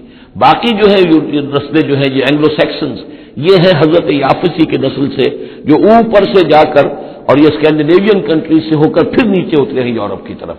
تو یہ جو ناردرنرز کہلاتے ہیں، دی نارڈک ریسز، شمالی اقوام جو ہے، اینگلو سیکسنز ان میں سے ہیں، لیکن جو مشرقی یورپ کی یہ اقوام ہیں، یہ اصل میں یہ بھی آریائی نسل جو ہے حضرت حام کی نسل میں سے، واللہ عالم۔ تو یہاں وہ الفاظ آ گئے تھے، قال یا نوح بسلام منا وبرکات علیک وعلی امم ممن معک، ان امتوں اور قوموں پر بھی سلامتی اور برکات جو ان میں سے ہوں گی جو تمہارے ساتھ ہیں، تمہارے ساتھ جو اس کشتی میں سوار ہیں، وامم سنمتعہم، اور کچھ اور قومیں بھی ہوں گی، فرقے ہوں گے جنہیں ہم کچھ سامان دیں گے دنیا کا، ثم یمسہم منا عذاب علیم، اور پھر ان کے اوپر ہماری طرف سے ایک بڑا زبردست عذاب آئے گا، جیسے کہ پھر قوم ہود پر اور قوم صالح پر آیا ہے۔ تلک من انباء الغیب نوحیھا الیک، یہ غیب کی خبروں میں سے ہے جو وحی کر رہے ہیں ہم آپ کی جانب اے محمد صلی اللہ علیہ وسلم۔ وما كنت تعلمها انت ولا قومك، اور نہیں جانتے تھے آپ ان کو، نہ آپ نہ آپ کی قوم ان سے واقف تھی، من قبل ھذا، اس سے پہلے، فاصبر، تو اے نبی صبر کیجئے، ان العاقبۃ للمتقین، یقیناً آخری انجام جو ہے وہ بھلا ہوگا اہل تقوی ہی کا۔ وَإِلَىٰ عَادٍ أَخَاهُمْ هُودًا، یہ سام کی نسل کی ایک شاخ جو نیچے اتری ہے اور یہ پہنچ گئی ہے جزیرہ نماء عرب کے تقریباً جو ساؤدرن ڈیزرٹ ہے جو آج کا، اس کے اندر۔ اور عاد کی قوم کی طرف ہم نے بھیجا اخاہم ہودا، ان کے بھائی ہود کو، قال یا قوم اعبدوا اللہ ما لکم من الہ غیرہ ان انتم الا مفترون، انہوں نے کہا میری قوم کے لوگوں تمہارا کوئی الہ اللہ کے سوا نہیں ہے، اور یہ باقی تم نے نام گھڑ لیے ہیں، کوئی اور معبود نہیں ہے، کسی کی حقیقت نہیں ہے۔ یا قوم لا اسألکم علیہ اجرا، اور میری قوم کے لوگوں میں تم سے کوئی اجر کا طالب نہیں ہوں، ان اجری الا علی الذی فطرنی، نہیں ہے میرا اجر مگر اسی کے ذمے جس نے مجھے پیدا فرمایا، افلا تعقلون، تو کیا تم عقل سے کام نہیں لیتے؟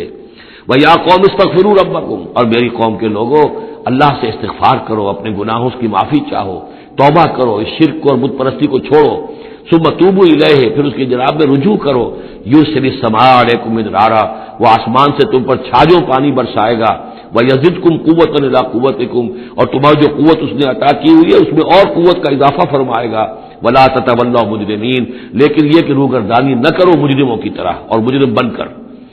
قالوا یا ہود ما جئتنا ببینہ، انہوں نے کہا کہ اے ہود دیکھو تم کوئی ہمارے پاس سند لے کر نہیں آئے، کوئی معجزہ لے کر نہیں آئے، وما نحن بتارکی آلہتنا عن قولک، اور ہم نہیں ہیں اپنے معبودوں کو چھوڑنے والے صرف تمہارے کہنے سے، وما نحن لک بمؤمنین، اور ہم نہیں ہیں تمہاری بات ماننے والے، ان نقول الا اعتراک بعض آلہتنا بسوء، ہم تو یہی کہتے ہیں اس کے سوا اور کچھ نہیں ہمارا خیال کہ ہمارے بعض معبودوں کی جو تم نے کوئی گستاخی کی ہے، ان کی نفی کی ہے، تو ان کی طرف سے تمہیں کوئی تکلیف پہنچ گئی ہے، یعنی تمہارا دماغی توازن ٹھیک نہیں رہا ہے، کوئی آسیب تمہیں ہو گیا ہے، تم پر پھٹکار پڑی ہے ہمارے بعض معبودوں کی۔ قال انی اشہد اللہ واشہدوا، حضرت ہود نے فرمایا دیکھو میں اللہ کو گواہ کر کے کہہ رہا ہوں اور تم بھی گواہ رہو، انی بریء مما تشرکون، کہ جن کو تم شریک ٹھہرا رہے ہو میں ان سے بری ہوں، بیزار ہوں، میرا ان سے کوئی تعلق نہیں۔ وہی بات جو حضرت ابراہیم نے فرمائی تھی کہ مجھے ان کا کوئی خوف نہیں، من دونہ ہی، اس کے سوا تم جو شرک کر رہے ہو، فکیدونی جمیعا، تو تم سب کے سب مل کر میرے خلاف جو چاہو کارروائی کر لو، کیدونی، جو چالیں چلنی چاہے چل لو، ثم لا تنظرون، مجھے کوئی مہلت نہ دو، انی توکلت علی اللہ ربی و ربکم، میں نے تو توکل کیا ہے اپنے رب پر، اللہ پر جو میرا بھی رب ہے اور تمہارا بھی رب ہے، ما من دابۃ الا هو آخذ بناصیتها، نہیں ہے کوئی بھی جاندار مگر یہ کہ اس کی پیشانی جو ہے اللہ ہی کے ہاتھ میں ہے۔ وہ دعا جو میں نے آپ کو سنائی تھی اس میں حضور کے الفاظ بھی یہ ہیں، وَنَاصِيَتِي بِيَدِكَ اللہم انی عبدک وابن عبدک وابن امتک فی قبضتک ناصیتی بیدک ماض فی حکمک عدل فی قضاؤک۔ ہوا آخذ بناصیتها، ہر جاندار کی پیشانی اللہ کے ہاتھ میں، یعنی اس کی قسمت، اس کی تقدیر، اسے کیا ملنا ہے، اس کے ساتھ کیا ہونا، یہ سب اللہ کے ہاتھ میں ہے۔ ان ربی علی صراط مستقیم، یقیناً میرا رب تو سیدھی راہ پر ملے گا، سیدھی توحید کی راہ پر جاؤ گے تو رب کے قریب پہنچو گے۔ میرا رب جو ہے وہ عدل و انصاف کے راستے سے اور صراط مستقیم ہی سے اس تک رسائی حاصل ہو سکتی ہے۔ فَإِن تَوَلَّوْا فَقَدْ أَبْلَغْتُكُم مَّا أُرْسِلْتُ بِهِ إِلَيْكُمْ، پھر اگر تم پیٹھ موڑ لو، منہ پھیرو، انکار کرو، تو میں نے پہنچا دیا ہے تمہیں وہ پیغام جو مجھے دے کر بھیجا گیا تھا، مَا أُرْسِلْتُ بِهِ إِلَيْكُمْ وَيَسْتَخْلِفُ رَبِّي قَوْمًا غَيْرَكُمْ، پھر میرا رب جو ہے تمہیں تباہ کرے گا، ختم کرے گا اور تمہاری جگہ کسی اور قوم کو لے آئے گا، وَلَا تَضُرُّونَهُ شَيْئًا، اور تم اس کا کچھ بگاڑ نہیں سکو گے، إِنَّ رَبِّي عَلَىٰ كُلِّ شَيْءٍ حَفِيظٌ، یقیناً میرا رب جو ہے ہر چیز کا نگہبان ہے۔ وَلَمَّا جَاءَ أَمْرُنَا، جب ہمارا حکم آ گیا عذاب کا فیصلہ، نجینا ہودا والذین آمنوا معہ، ہم نے نجات دے دی، بچا لیا ہود کو اور ان کو جو اس کے ساتھ ایمان لائے تھے، برحمت منا، اپنی رحمت سے، ونجیناہم من عذاب غلیظ، اور ہم نے انہیں بچا لیا ایک بہت ہی گاڑھے اور بھاری عذاب سے۔ وتلک عاد جحدوا بآیات ربہم، یہ تھے عاد، یہ تھی قوم، بڑی زبردست قوم، انہوں نے انکار کیا اپنے رب کی آیات کا، وعصوا رسلہ، اور انہوں نے نافرمانی کی اپنے رسولوں کی۔ یہ رسولوں سے مراد کیا ہے؟ اصل میں انبیاء تو آتے رہتے ہیں، آخر میں پھر رسول آتا ہے، چھوٹے چھوٹے جس طریقے سے کہ اللہ تعالیٰ کی طرف سے سمجھانے کے لیے ان کے معلمین کی حیثیت سے، تو وہاں پہ ان کو بھی رسول کہہ دیا گیا، جیسا کہ میں نے کہا تھا قرآن مجید میں یہ الفاظ ایک دوسرے کی جگہ آ جاتے ہیں۔ واتبعوا امر کل جبار عنید، انہوں نے رسولوں کی تو نافرمانی کی اور پیروی کی ان کے حکم کی جو سرکش تھے اور مخالف تھے۔ وَأُتْبِعُوا فِي هَٰذِهِ الدُّنْيَا لَعْنَةً، اور ان کے پیچھے لگا دی گئی اس دنیا میں بھی لعنت، وَيَوْمَ الْقِيَامَةِ، اور قیامت کے دن کے لیے بھی۔ أَلَا إِنَّ عَادًا كَفَرُوا رَبَّهُمْ، آگاہ ہو جاؤ قوم عاد نے اپنے رب کا کفر کیا تھا، أَلَا بُعْدًا لِعَادٍ قوم ہود، سن لو پھٹکار ہے عاد پر جو قوم ہود تھی جس کی طرف حضرت ہود علیہ السلام کو بھیجا گیا. وَإِلَىٰ ثَمُودَ أَخَاهُمْ صَالِحًا. اب ان میں سے جو لوگ بچے تھے وہ پھر آگے وسطی علاقے کی طرف گئے ہیں اور وہاں ہجر کے علاقے میں جا کے آباد ہوئے. وہاں سمود نام کی ایک بڑی قوم ابھری اور ان کے اندر بھی جب پھر وہی خرابیاں آ گئی, وہی شیطان نے ان کو پٹی پڑھائی, وہی بت پرستی شروع ہو گئی, وہی ان کے معبود ہو گئے, تراش لیے انہوں نے. تو اِلَىٰ ثَمُودَ أَخَاهُمْ صَالِحًا, سمود کی طرف ہم نے بھیجا ان کے بھائی صالح کو. قَالَ يَا قَوْمِ اعْبُدُوا اللَّهَ مَا لَكُم مِّنْ إِلَٰهٍ غَيْرُهُ, انہوں نے فرمایا کہ اے میری قوم کے لوگو اللہ کی بندگی کرو, تمہارا کوئی معبود اس کے سوا نہیں ہے. هُوَ أَنشَأَكُم مِّنَ الْأَرْضِ, اس نے تمہیں زمین سے اٹھایا ہے, ابھارا ہے, بنایا ہے زمین سے. وَاسْتَعْمَرَكُمْ فِيهَا, اور اس میں تم کو آباد کیا ہے. فَاسْتَغْفِرُوهُ, تو اس سے استغفار کرو, اس سے اپنے گناہ بخشواؤ. ثُمَّ تُوبُوا إِلَيْهِ, اور پھر اس کی جانب میں رجوع کرو. إِنَّ رَبِّي قَرِيبٌ مُجِيبٌ, یقین میرا رب قریب ہے اور دعا کا قبول کرنے والا ہے. قالوا یا صالح قد كنت فينا مرجوا, انہوں نے کہا ہے صالح تم سے تو ہماری بڑی امیدیں وابستہ تھی. ظاہر بات ہے کہ ایک شخص جو ہے جس کو اللہ چنتا تھا اپنے اخلاق میں, سمجھ میں, فہم میں, فطانت میں وہ ممتاز ہوتے تھے, تو ہم سمجھتے تھے تم آباء و اجداد کا نام روشن کرو گے. یہ تم نے کیا کیا؟ تم نے تو کہنا شروع کر دیا کہ آباء و اجداد کے جو طریقے ہیں یہ غلط ہیں, ان کا دین غلط ہے, ان کے عقیدے غلط ہیں, ان کے معبود جن کو ہمارے آباء و اجداد پوجتے آئے ان کی کوئی حقیقت نہیں. ہم توقع کرتے تھے کہ تم قوم کا نام روشن کرو گے, تم آباء و اجداد کے لیے عزت کا اور ان کے لیے مزید جو ہے دنیا کے اندر ان کے ناموری کا سبب ذریعہ بنو گے. قالوا یا صالح قد كنت فينا مرجوا, تم سے تو ہمیں بہت سی امیدیں تھی قبل هذا, اس سے پہلے. اتنہانا نعبد ما يعبد آباؤنا, یہ کیا ہوا تم ہمیں روک رہے ہو ان چیزوں کو پوجنے سے کہ جن کو ہمارے آباء و اجداد پوجتے تھے. وَإِنَّنَا لَفِي شَكٍّ مِّمَّا تَدْعُونَا إِلَيْهِ مُرِيبٍ, اور یقیناً جس چیز کی طرف تم ہمیں بلا رہے ہو اس کے بارے میں ہمیں شکوک و شبہات ہیں, ہمارا دل اس پر ٹھکتا نہیں ہے. قال یا قوم ارأیتم ان کنت علی بینۃ من ربی, وہی بات انہوں نے کہی, اے میری قوم کے لوگوں سوچو اگر میں پہلے سے بھی اپنے رب کی طرف سے بینہ پر تھا, میری فطرت سلیم تھی, تم دیکھتے تھے کہ میں تمہارے درمیان ایک اچھا آدمی تھا, صاف ستھرا کردار رکھنے والا انسان تھا, میری فطرت صالح تھی. وآتانی منہ رحمۃ, اور اللہ نے پھر مجھے اپنے پاس سے رحمت عطا کر دی, اب وہی آ گئی, نبوت عطا کر دی گئی. فَمَن يَنصُرُنِي مِنَ اللَّهِ إِنْ عَصَيْتُهُ, تو اب اگر میں اللہ کی نافرمانی کروں تو مجھے کون بچائے گا اللہ سے, کون اس کی پکڑ سے مجھے بچا سکے گا. فَمَا تَزِيدُونَنِي غَيْرَ تَخْسِيرٍ, تو تم تو اضافہ نہیں کرو گے میرے لیے مگر خسارے کے اندر. تم چاہتے ہو کہ میں اپنی اس چیز کو چھوڑ کر اور آباء و اجداد کا نام لوں اور ان کے معبودوں کو پوجنا شروع کر دوں, تو تم تو میری تباہی کے در پہ ہو. وَيَا قَوْمِ هَٰذِهِ نَاقَةُ اللَّهِ لَكُمْ آیَةٌ, اور دیکھو میری قوم کے لوگوں یہ اللہ کی اونٹنی ہے, تمہارے لیے ایک نشانی ہے. فَذَرُوهَا تَأْكُلْ فِي أَرْضِ اللَّهِ, اسے چھوڑے رکھو یہ چرتی رہے اللہ کی زمین میں, جہاں چاہے جہاں سے چاہے کھائے. فَلَا تَمَسُّوهَا بِسُوءٍ, اور دیکھنا کسی برے ارادے سے اس کو ہاتھ نہ لگانا. فَيَأْخُذَكُمْ عَذَابٌ قَرِيبٌ, تو پھر تمہیں آ پکڑے گا وہ عذاب کہ جو اب دور نہیں ہے قریب ہی ہے. فَعَقَرُوهَا, تو انہوں نے اس کی کونچیں کاٹ ڈالی, اس کو ہلاک کر دیا. فَقَالَ تَمَتَّعُوا فِي دَارِكُمْ ثَلَاثَةَ أَيَّامٍ, حضرت صالح نے فرمایا کہ اچھا ٹھیک ہے, اب تم اپنے گھروں کے اندر جو بھی کھانا پینا ہے, رچنا بسنا ہے, تین دن تک رہ لو اور بس لو. ذَلِكَ وَعْدٌ غَيْرُ مَكْذُوبٍ, یہ وہ وعدہ ہے کہ جو جھوٹا ثابت نہیں ہوگا. فَلَمَّا جَاءَ أَمْرُنَا, تو جب ہمارا وہ فیصلہ آ گیا, ہماری بات آ گئی, ہمارا حکم پہنچ گیا. نجینا صالحا والذین آمنوا معه, ہم نے نجات دی صالح کو بھی اور ان لوگوں کو جو ان کے ساتھ ایمان لائے تھے, برحمت منا, اپنی خاص رحمت سے. ومن خزي يومئذ, اور اس دن کی رسوائی سے ہم نے انہیں بچا لیا. ان ربک هو القوی العزیز, یقیناً آپ کا پروردگار زور والا ہے, زبردست ہے. واخذ الذین ظلموا الصیحۃ, اور ان ظالموں کو, مشرکوں کو, کافروں کو پکڑ لیا ایک ہولناک آواز نے, ایک چنگھاڑ آئی. فَأَصْبَحُوا فِي دِيَارِهِمْ جَاثِمِينَ, تو وہ اپنے گھروں کے اندر اوندھے پڑے رہ گئے. كَأَن لَّمْ يَغْنَوْا فِيهَا, ایسے ہو گئے جیسے کبھی یہاں آباد تھے ہی نہیں, کبھی یہاں کوئی رہتا تھا ہی نہیں. أَلَا إِنَّ ثَمُودَ كَفَرُوا رَبَّهُمْ, آگاہ ہو جاؤ سمود نے اپنے رب کا کفر کیا. أَلَا بُعْدًا لِّثَمُودَ, آگاہ ہو جاؤ پھٹکار ہے سمود پر.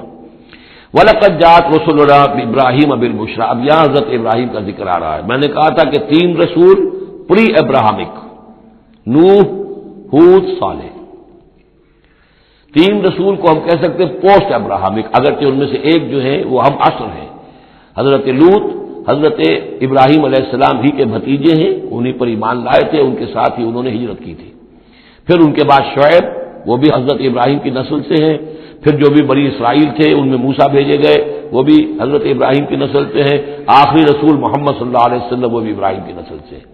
لیکن یہ کہ ان میں سے تین کا ذکر کرنے کے بعد اب ابراہیم کا ذکر ہو رہا ہے یہاں سورہ انعام میں۔ وہاں جو پہلا جوڑا تھا حضرت ابراہیم کا ذکر جو ہے وہ اس انباء الرسل میں سے بالکل نکال کر لے گئے تھے، اور وہ قصص النبیین کے انداز میں سورہ انعام میں آ گیا تھا۔ یہاں اس جوڑے میں فرق یہ ہے کہ حضرت ابراہیم کا ذکر بھی یہاں شامل کر دیا گیا، لیکن فرق وہی ہے، یہ وہ انباء الرسل کا نہیں، حضرت نوح، حضرت ہود، حضرت صالح، حضرت لوط، حضرت شعیب کے انداز میں ذکر نہیں ہے، بلکہ ایک انداز ہے کہ حضرت لوط علیہ السلام جن شہروں کی طرف بھیجے گئے تھے اور اس کی وہاں پہ بسنے والوں نے ان کی بات ماننے سے انکار کیا، تو جو عذاب الہی لے کر جو فرشتے آئے تھے جنہیں بھیجا گیا تھا، وہ پہلے آئے حضرت ابراہیم کے ہاں، اور وہاں حضرت اسحاق کی ولادت کی انہوں نے خوشخبری دی حضرت سارہ کو۔ بس یہ ایک واقعہ بیان کیا درمیان میں، ورنہ اصل مسئلہ جو ہے وہ حضرت لوط کا شروع ہوگا۔ انباء الرسل کے اعتبار سے جو معاملہ ہے وہ حضرت لوط کا واقعہ ہے۔ وَلَقَدْ جَاءَتْ رُسُلُنَا إِبْرَاهِيمَ بِالْبُشْرَىٰ، اور ہمارے فرشتادے، ہمارے ایلچی فرشتے ہمارے بھیجے ہوئے آئے ابراہیم کے پاس بشارت دینے کے لیے۔ قالوا سلاما، انہوں نے آ کر کہا سلام۔ قال سلام، حضرت ابراہیم نے بھی سلام کا جواب سلام سے دیا۔ فما لبث ان جاء بعجل حنیذ، تو پھر ذرا بھی دیر نہ کی، فوراً گئے اور ایک تلا ہوا بچڑا ان کی ضیافت کے لیے لا کر سامنے رکھ دیا۔ فلما رأى أيديهم لا تصل إليه، تو جب انہوں نے دیکھا کہ ان کا تو ہاتھ آگے بڑھ ہی نہیں رہا، اس بچڑے کا گوشت کھانے کے لیے آمادہ ہی نہیں ہے، نکرہم، تو اب وہ کچھ کھٹ کے دل میں کہ یہ ہیں کون۔ اس زمانے میں رواج یہ ہوتا تھا کہ دشمن جب آتے تھے کسی کو قتل کرنے کے لیے تو اس کا نمک نہیں چکھتے تھے، نمک خار ہو جائیں گے تو پھر کیسے قتل کریں گے۔ تو ایک تو اندیشہ یہ ہوا کہ یہ کسی برے ارادے سے آئے ہیں جو میری یہ ضیافت قبول نہیں کر رہے۔ نکرہم وأوجس منهم خیفہ، اور ان کے دل میں، حضرت ابراہیم کے دل میں ان کی طرف سے ایک خوف پیدا ہو گیا۔ قالوا لا تخف، انہوں نے کہا نہیں آپ ڈریے نہیں، انا ارسلنا الی قوم لوط، اصل میں تو اللہ کے ہم فرشتے ہیں، بھیجے گئے ہیں قوم لوط کی طرف۔ اب وہ آخری فیصلہ اس کا جو ہے وہ ہمیں چکانا ہے۔ وامرأتہ قائمۃ فضحکت، ادھر کہیں حضرت سارہ بھی پیچھے کہیں کھڑی ہوئی ہوں گی پردے کے پیچھے، وہ اس پر ہنس پڑی۔ مطلب یہ کہ حضرت ابراہیم کی جو حالت انہوں نے دیکھی کہ میرا شوہر خوفزدہ ہو گیا تھا، تو اس کے اوپر کچھ ان کا معاملہ ہوا، فضحکت، وہ ہنسی۔ فبشرناها باسحاق، تو ہم نے انہیں بشارت دی اسحاق کی، یعنی فرشتوں نے ان کو بشارت دی اسحاق کی۔ حضرت اسماعیل کی ولادت ہو چکی ہے، لیکن حضرت اسماعیل کو تو حضرت ابراہیم جا کر چھوڑ آئے ہیں اور وہ تو مکے میں آباد ہے۔ حضرت سارہ کی اولاد ہوئی نہیں تھی، اصل جو خاندانی بیوی تھی ان کی وہ تو حضرت سارہ تھی۔ حضرت ہاجرہ جو ہے وہ تو بادشاہ مصر نے ان کی خدمت میں ان کو پیش کیا تھا، اسی لیے ان کو لونڈی بھی کہہ دیتے ہیں، یہ حالانکہ وہ شہزادی تھی، وہ بادشاہ کے ہاں شاہی خاندان کی خاتون تھی ہاجرہ سلام علیہا، لیکن یہ کہ یہ یہودی کہتے ہیں کہ وہ تو لونڈی تھی، کنیز تھی۔ تو چونکہ اولاد نہیں ہوئی تھی حضرت سارہ کے ہاں، تو حضرت سارہ ہی نے کہہ کر پھر حضرت ابراہیم سے کہا تھا کہ آپ تعلق قائم کریں ہاجرہ سے، شاید اللہ تعالیٰ آپ کو ہاجرہ سے اولاد دے دے۔ لیکن جب وہ اولاد ہو گئی حضرت اسماعیل، تو پھر وہ جو عورت کی ایک فطرت ہے اور مزاج ہے، تو ان کے لیے کھلنے لگی یہ بات کہ مجھے اللہ نے اولاد نہیں دی۔ اب ظاہر بات ہے کہ حضرت ابراہیم کی توجہ زیادہ ہو گئی ہوگی حضرت ہاجرہ کی طرف، اپنے بیٹے کی طرف، تو پھر وہ ذریعہ بن گیا کہ انہوں نے کہا کہ انہیں چھوڑ کر آؤ، اور اللہ کے حکم سے حضرت ابراہیم نے حضرت ہاجرہ کو اور حضرت اسماعیل کو وہاں بیت اللہ کے پاس، یا بیت اللہ جہاں بعد میں تعمیر ہونا تھا اس کی صرف بنیادیں اس وقت تھیں لیکن کوئی نشان اور نہیں تھا، وہاں چھوڑ دیا۔ اب یہاں جو ہے اولاد ہو رہی ہے، ان کی بشارت دی جا رہی ہے۔ تو حضرت اسحاق چھوٹے ہیں حضرت اسماعیل سے۔ فضحکت فبشرناها باسحاق ومن وراء اسحاق یعقوب، اور یہ بھی کہا کہ پھر اسحاق کے بعد اسحاق کے ہاں ایک بیٹا ہوگا یعقوب، وہ بہت ہی ہمارے ہاں اس کا درجہ بہت بلند ہوگا، یعنی بیٹے کی بشارت پھر پوتے کی بشارت۔ قالت یا ویلتا آلد وانا عجوز وہذا بالی شیخا، انہوں نے کہا ہائے میری خرابی، کہ اب میں جنوں گی جبکہ میں ہو چکی ہوں نہایت بوڑھی، اور میرا یہ شیخ جو ہے، میرا یہ جو ہے شوہر ہے، یہ بھی شیخ ہے، یہ بھی ضعیف ہے، بوڑھا ہو چکا ہے۔ ان ھذا لشیء عجیب، یہ تو بڑی عجیب بات جو آپ بتا رہے ہیں، یہ خوشخبری مجھے دے رہے ہیں اس بڑھاپے کی عمر میں کہ میرے یہاں بیٹا ہوگا۔ قالوا اتعجبین من امر اللہ، ان فرشتوں نے کہا کہ کیا آپ تعجب کرتی ہیں اللہ کے معاملے میں، اللہ کا فیصلہ ہے۔ اللہ جیسے چاہے پیدا کرے، ہم اللہ کی طرف سے خوشخبری دے رہے ہیں، اپنی طرف سے نہیں دے رہے۔ رحمت اللہ وبرکاتہ علیکم اہل البیت، اے نبی کے گھر والوں تم پر اللہ کی رحمت ہو، اس کی برکتیں ہوں۔ اب یہاں اہل البیت کو سمجھ لیجئے کس کے لیے ہے؟ حضرت سارہ کے لیے۔ اہل بیت رسول ازواج مطہرات ہیں، ان کی ایکسٹینشن ہے جو حضور نے کہا ہے اللہم ہؤلاء اہل بیتی، اے اللہ یہ بھی میرے اہل بیت ہیں۔ حضرت فاطمہ، حضرت علی، حضرت حسن، حضرت حسین، وہ بھی اہل بیت میں، یہ ایکسٹینشن ہے۔ اہل بیت اصلاً نبی کی بیوی، یہاں پر کس کے لیے آ رہا؟ حضرت سارہ کے لیے۔ گھر والے ہم کہتے بھی ہیں گھر والے، گھر والے کون ہوتے ہیں؟ گھر والی تو بیوی ہوتی ہے۔ قالوا اتعجبین من امر اللہ رحمت اللہ وبرکاتہ علیکم اہل البیت انہ حمید مجید، یقیناً اللہ حمید ہے اور مجید ہے، بہت بزرگ ہے، بڑائیوں والا ہے اور اپنی ذات میں ستونہ صفات ہے۔ فلما ذهب عن ابراہیم الروع، جب ابراہیم کا خوف جاتا رہا، وجاءت البشرا، اور یہ بشارت پہنچ گئی، ان کے لیے خوشی کی بات تھی کہ اب سارہ کے ہاں بھی اللہ تعالیٰ بیٹا عطا کرے گا۔ یجادلنا فی قوم لوط، اب اس نے جھگڑنا شروع کر دیا ہم سے قوم لوط کے بارے میں۔ یہ مجادلہ جو ہے یہ تورات میں بڑی تفصیل سے آیا ہے کہ دیکھو تم جو جا رہے ہو، اگر اس شہر کے اندر، ان بستیوں کے اندر 50 آدمی بھی راست باز ہوں گے تو کیا کرو گے؟ کیا پھر بھی ہلاک کر دو گے؟ فرشتوں نے کہا نہیں، اگر 50 آدمی وہاں ہوئے، اگر راست باز ہوئے تو ہم ہلاک نہیں کریں گے۔ اچھا دیکھو، میری کوئی حیثیت نہیں ہے، میں بہت ناچیز ہوں، لیکن میں پھر جرأت کرتا ہوں، میں اللہ سے عرض کرتا ہوں کہ اچھا ہو سکتا ہے 40 ہوں وہاں پر، تو پھر ان کا اچھا 40 بھی ہوئے تو پھر ہم ان کو بھی پھر چھوڑ دیں گے، بستیوں کے اوپر عذاب نہیں آئے گا۔ ہوتے ہوتے 5 پہ آ گئے، جس پہ کہ آخر میں کہا گیا کہ اے ابراہیم چھوڑو اب اس بات کو، اب یہ تمہارے رب کا فیصلہ آ چکا۔ وہاں ایک بھی نہیں ہے، تم 5 کی بات کر رہے ہو۔ وہاں تو سوائے حضرت لوط علیہ السلام کے خود اور ان کی 2 بیٹیوں کے اور کوئی بھی نہیں تھا کہ جو ان شہروں میں سے بچا ہو۔ تو یجادلنا فی قوم لوط، اب وہ قوم لوط کے بارے میں ہم سے جھگڑنے لگے، یعنی چونکہ وہ حلیم الطبع تھے، طبیعت میں نرمی تھی، وہی جو حضور کی طبیعت میں بھی تھی، حضرت ابوبکر کی طبیعت میں بھی تھی، اس وجہ سے انہوں نے کہا کہ عذاب سے بچنے کی کوئی شکل ہو سکے۔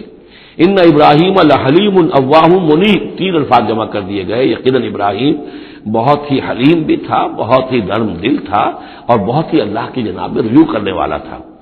یا ابراہیم عارض عن ھذا، تو اب کہا گیا ان سے کہ ابراہیم اب چھوڑیے، اب اس بات سے آپ ذرا قطع تعلق کیجئے۔ انہ قد جاء امر ربک، یہ تو اب آپ کے رب کا فیصلہ آ چکا ہے۔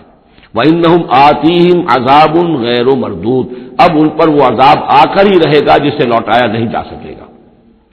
وَلَمَّا جَاءَتْ رُسُلُنَا لُوطًا سِیءَ بِهِمْ وَضَاقَ بِهِمْ ذَرْعًا، تو جب آئے ہمارے یہ فرشتادے بھیجے ہوئے، ہمارے یہ پیغامبر، یہ فرشتے لوط کے پاس، سِیءَ بِهِمْ، کہ وہاں پر یہ بھیجے گئے تھے بہت خوبصورت لڑکوں کی شکل میں، اور ان کے ہاں جو تھا معاملہ، آپ کو معلوم ہے کہ جو عبرت پرستی ان کے ہاں تھی اور جو سوڈمی تھی، تو یہ لڑکے خوبصورت آ گئے تو اس قوم کے لیے، تو ان کے لیے جشن ہو گیا کہ ہمارے لیے شکار آ گئے ہیں بہت اچھے، لوط کے ہاں بڑے عمدہ شکار پہنچے ہیں، لہذا وہ سب غول کے غول اب آ رہے ہیں، حضرت لوط علیہ السلام کے گھر پر چڑھائی کر رہے ہیں۔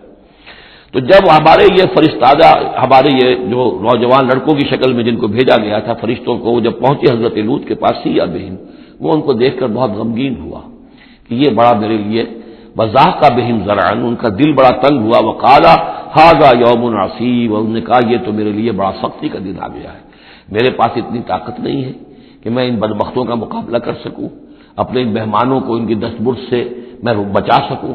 اور وہ لوگ جو ہے جانتے تھے جس قسم کی خبیث ان کی تباہی ہو چکی تھی کہ وہ کسی اپیل اور کسی دلیل سے باز آنے والے نہیں ہیں، تو اس سے ان کے دل کے اندر جو ہے وہ ایک عجیب کیفیت پیدا ہوئی۔ سیء بہم وضاق بہم ذرعا وقال ھذا یوم عصیب وجاءه قومه یہرعون الیہ، اور اب آئی اس کی قوم اس کے پاس والہانہ دوڑتی ہوئی، بڑے خوشی سے ناچتے ہوئے آ رہے ہیں کہ آج تو ہمارے لیے جو ہے وہ بہت ہی عمدہ شکار پہنچ گیا ہے۔ ومن قبل كانوا يعملون السيئات، وہ پہلے ہی سے ان گندے کاموں کے اندر ملوث تھے۔ قال یا قوم هؤلاء بناتی هن اطهر لكم، حضرت لوط نے فرمایا کہ دیکھو میری قوم کے لوگوں، میری بیٹیاں موجود ہیں، وہ تمہارے لیے بہت پاکیزہ ہیں۔ اس کے 2 معنی کیے گئے، ایک تو یہ کہ بیٹیوں سے مراد ہے کہ جو تمہاری بیویاں ہیں وہ میری بیٹیوں کے مانند ہیں۔ نبی جو ہوتا ہے وہ گویا کہ قوم کے لیے وارث کی جگہ ہے، جیسے کہ قرآن مجید میں وازواجہ امہاتہم، حضور کی تمام ازواج جو ہیں وہ پوری امت کے لیے ماؤں کے درجے میں ہیں، تو گویا کہ یہ میری بیٹیاں ہیں، اللہ نے تمہارے لیے ان کو پیدا کیا ہے، تمہارے لیے جوڑا بنایا ہے، وہ پاک جو ہے تمہارے لیے راستہ اپنی شہوت کی کے تقاضے کو پورا کرنے کے لیے صحیح راستہ اس کو چھوڑ کر، اور یہ بھی ہو سکتا ہے کہ انہوں نے اپنی بیٹیوں ہی کو پیش کیا ہو کہ تمہیں اگر کرنا ہی ہے تو نکاح کر لو، میں اپنی بیٹیاں تمہیں نکاح میں دینے کو تیار ہوں، لیکن میرے جو یہ مہمان ہیں ان کے بارے میں مجھے رسوا نہ کرو۔ قال یا قوم هؤلاء بناتی هن اطہر لکم فاتقوا اللہ ولا تخزون فی ضیفی، تو اللہ کا خوف کرو اور دیکھو مجھے میرے مہمانوں کے معاملے میں رسوا مت کرو۔ الیس منکم رجل رشید، کیا تم میں کوئی ایک آدمی بھی شریف اور کوئی ایک آدمی بھی نیک چلن نہیں رہا؟ یعنی کوئی تو تم میں سے ایسا نکل آتا جو میرا ساتھ دیتا، جو میری ہاں میں ہاں ملاتا، تم میں تو معلوم ہوتا کہ کوئی ایک شخص بھی شریف النفس باقی نہیں رہا۔ قالوا لقد علمت ما لنا فی بناتک من حق، انہوں نے کہا کہ اے لوط تمہیں خوب معلوم ہے تمہاری بیٹیوں پر ہمارا کوئی حق نہیں ہے۔ اس سے معلوم ہوتا ہے وہ دوسری ہی بات ہی زیادہ راجے ہے۔ وَإِنَّكَ لَتَعْلَمُ مَا نُرِيدُ، اور تم خوب جانتے ہو جو ہم چاہتے ہیں، یعنی باتیں مت بناؤ، ہماری توجہ جو ہے ادھر ادھر لے جانے کی کوشش نہ کرو، تم جانتے ہو ہم جو چاہتے ہیں، جس کے لیے ہم حاضر ہوئے ہیں، جس کے لیے ہم پہنچے ہیں۔ قَالَ لَوْ أَنَّ لِي بِكُمْ قُوَّةً، انہوں نے کہا کاش کہ میرے پاس تمہارے مقابلے کے لیے کوئی طاقت ہوتی، او آوی الی رکن شدید، یا وہ کوئی قلعہ ایسا ہوتا جس میں مضبوط میں جا کر پناہ لے لیتا اور تم سے اپنے آپ کو اور اپنے مہمانوں کو بچا لیتا۔ یہاں ہے اصل میں حضور صلی اللہ علیہ وسلم کی ایک حدیث میں الفاظ آئے ہیں، یرحم اللہ لوطا لقد کان یاوی الی رکن شدید، اللہ تعالیٰ رحم فرمائے لوط پر، وہ ایک مضبوط قلعے میں تھے، اللہ تعالیٰ کی حفاظت تو انہیں حاصل تھی، لیکن یہ کہ اس وقت جو صورت بن گئی تھی ان کے لیے، جیسے جب جادوگروں نے جو اپنے انچھر پھینکے تھے اور وہ بھی بن گئے تھے فرعون کے دربار میں، وہ بھی شکل اختیار کر لی تھی انہوں نے سانپوں کی، تو حضرت موسیٰ پر بھی وقتی طور پر خوف طاری ہو گیا تھا۔ تو بد بنائے طب بشری خوف کا ہو جانا یہ کوئی نبوت کی عصمت کے منافی نہیں ہے۔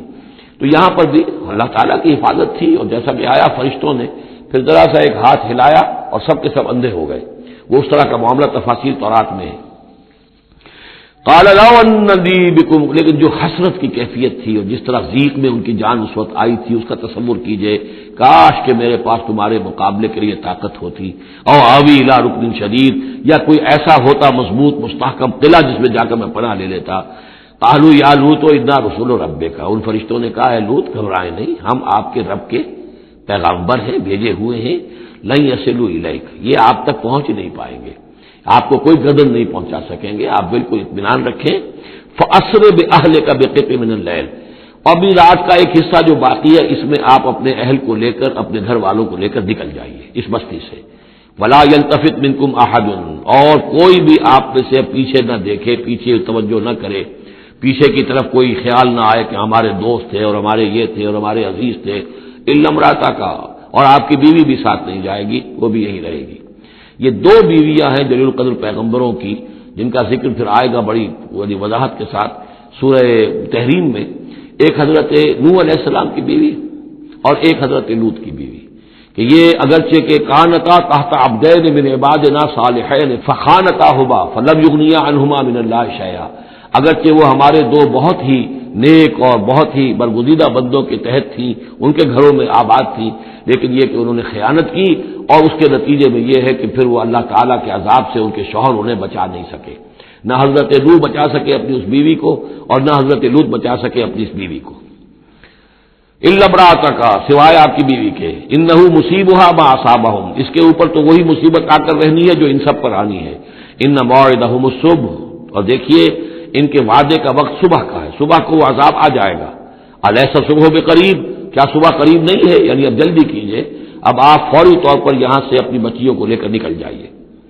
فلما جاء امرنا جعلنا عالیہا سافلہا، جب ہمارا حکم آ پہنچا ہم نے اس کے اونچے کو نیچا کر دیا، یعنی کسی بستی کو تلپٹ کیا جائے تو چھت نیچے ہو جائے گی اور جو بنیادیں اوپر آ جائیں گی، عالیہا سافلہا، الٹ کر رکھ دیا بستیوں کو۔ وامطرنا علیہا حجارۃ من سجیل، اور مزید ان کے اوپر ہم نے بارش برسائی کنکروں کی، پتھروں کی، یعنی یہ کہ ایک طرف تو یہ کہ کچھ زلزلہ آیا یا کچھ اور زمین میں دھماکہ ہوا، ایکسپلوژن ہوا جس سے وہ بستیاں الٹ گئیں، اور اس کے بعد یہ ہے کہ آسمان سے پھر بارش ہوئی ہے ان پر سجیل۔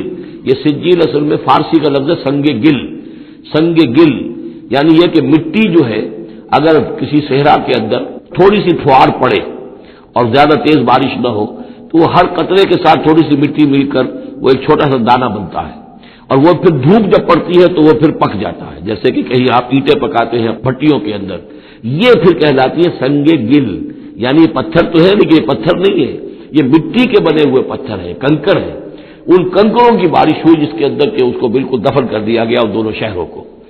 منضود تہ برتہ وہ جو بارش ہو رہی تھی کنکروں کی تہ برتہ، مسومۃ عند ربک، اور وہ نشان زد تھے تیرے رب کی طرف سے، یعنی ہر ایک کے لیے معلوم تھا کہ کس کو کون سا پتھر لگنا ہے اور کون سا جو شخص ہے اس کی ہلاکت کس کے ذریعے سے ہونی ہے۔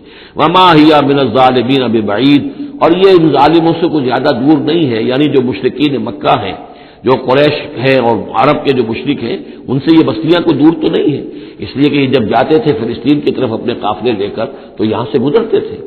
قوم سمود کے مسکن بھی ان کے راستے میں آتے تھے، قوم مدین کا علاقہ بھی ان کے راستے میں آتا تھا، پھر یہ عمورہ اور صدوم کی بستیوں کے جو ہے یہ بھی کچھ ان کے جو آثار باقی رہ گئے تھے وہ بھی آتے تھے۔ وَإِلَىٰ مَدْيَنَ أَخَاهُمْ شُعَيْبًا، اور مدین کی طرف ہم نے بھیجا ان کے بھائی شعیب کو۔ میں بتا چکا ہوں یہ بنی قطورہ میں سے ہے مدین، اور پھر ان سے جو ایک قوم بڑی بنی وہ آ کر خلیج عقبہ کے داہنی طرف علاقے کے اندر آباد ہو گئی، اور یہ انٹرسیکشن ہے، کراس روڈ ہے۔ قافلے جو جنوب سے شمال کو جاتے تھے یمن سے شام کو، اور شام سے یمن کو، وہ گزرتے تھے شمالن جنوبن، اور قافلے جو عراق سے آتے تھے اور مصر کو جاتے تھے وہ گزرتے تھے شرقن غربن۔ اس طریقے سے یہ جو ہے انٹرسیکشن تھا ان قافلوں کا، تو یہاں بڑی خوشحالی ہوئی، کاروبار چمکے ان کے، لیکن اس قوم کے اندر پھر وہ خرابیاں آئیں جو ہم پڑھ چکے ہیں سورہ اعراف میں، کم تولنا، کم ناپنا، راہزنی کرنا، جھوٹ بولنا، دھوکہ دینا، یعنی شرک کے علاوہ۔ وَإِلَىٰ مَدْيَنَ أَخَاهُمْ شُعَيْبًا، اور مدین کی طرف ہم نے بھیجا ان کے بھائی شعیب کو۔ قَالَ يَا قَوْمِ اعْبُدُوا اللَّهَ مَا لَكُم مِّنْ إِلَٰهٍ غَيْرُهُ، انہوں نے بھی یہی کہا کہ اے میری قوم کے لوگوں، اللہ کی بندگی کرو، تمہارا کوئی الہ نہیں ہے اس کے سوا۔ وَلَا تَنقُصُوا الْمِكْيَالَ وَالْمِيزَانَ، اور نہ کم رکھو پیمانوں کو اور نہ ہی میزان تول کو۔ إِنِّي أَرَاكُمْ بِخَيْرٍ، میں تمہیں دیکھ رہا ہوں کہ آسودہ حال ہو، اللہ نے تمہیں آسودہ حال کیا ہے۔ انی اخاف علیکم عذاب یوم محیط، لیکن اگر تم اپنی ان غلط بدعمالیوں سے باز نہ آئے تو مجھے اندیشہ ہے کہ تم پر ایک ایسے دن کا عذاب آ جائے گا جو تمہیں گھیر لے گا۔ وَيَا قَوْمِ أَوْفُوا الْمِكْيَالَ وَالْمِيزَانَ بِالْقِسْطِ، اور میری قوم کے لوگوں پیمانہ اور تول جو ہے عدل اور انصاف کے ساتھ پورا پورا دیا کرو۔ وَلَا تَبْخَسُوا النَّاسَ أَشْيَاءَهُمْ، اور مت کم کیا کرو، گھٹایا کرو لوگوں کے لیے ان کے سامان۔ وَلَا تَعْثَوْا فِي الْأَرْضِ مُفْسِدِينَ، اور نہ ہی زمین میں فساد مچاتے پھرو۔ بقیت اللہ خیر لکم، جو بھی اللہ کی طرف سے بچت ہو جائے، صحیح صحیح تولو، صحیح صحیح ناپو، پھر جو بچ جائے تو گویا کہ وہ اللہ تعالیٰ کی طرف سے تمہیں ایک نفع ہے جو اللہ نے دیا ہے، تو جو بھی صحیح تجارت کرتے ہوئے بچت ہو جائے، نفع ہو جائے، وہ بقیت اللہ ہے۔ بقیت اللہ خیر لکم ان کنتم مؤمنین، اگر تم مومن ہو، اگر مانتے ہو میری بات کو، ماننے والے ہو تو وہ تمہارے لیے بہتر ہے۔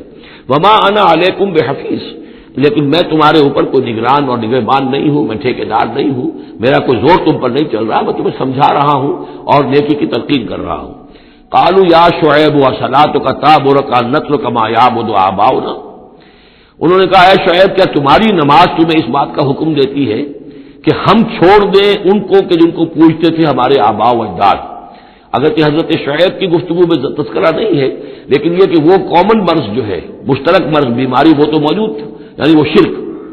او ان نفعل فی اموالنا ما نشاء، یا یہ تمہاری نماز جو ہے تمہیں روکتی ہے، حکم دیتی ہے اس بات کا کہ ہم اپنے مال میں جو چاہے نہ کر سکیں۔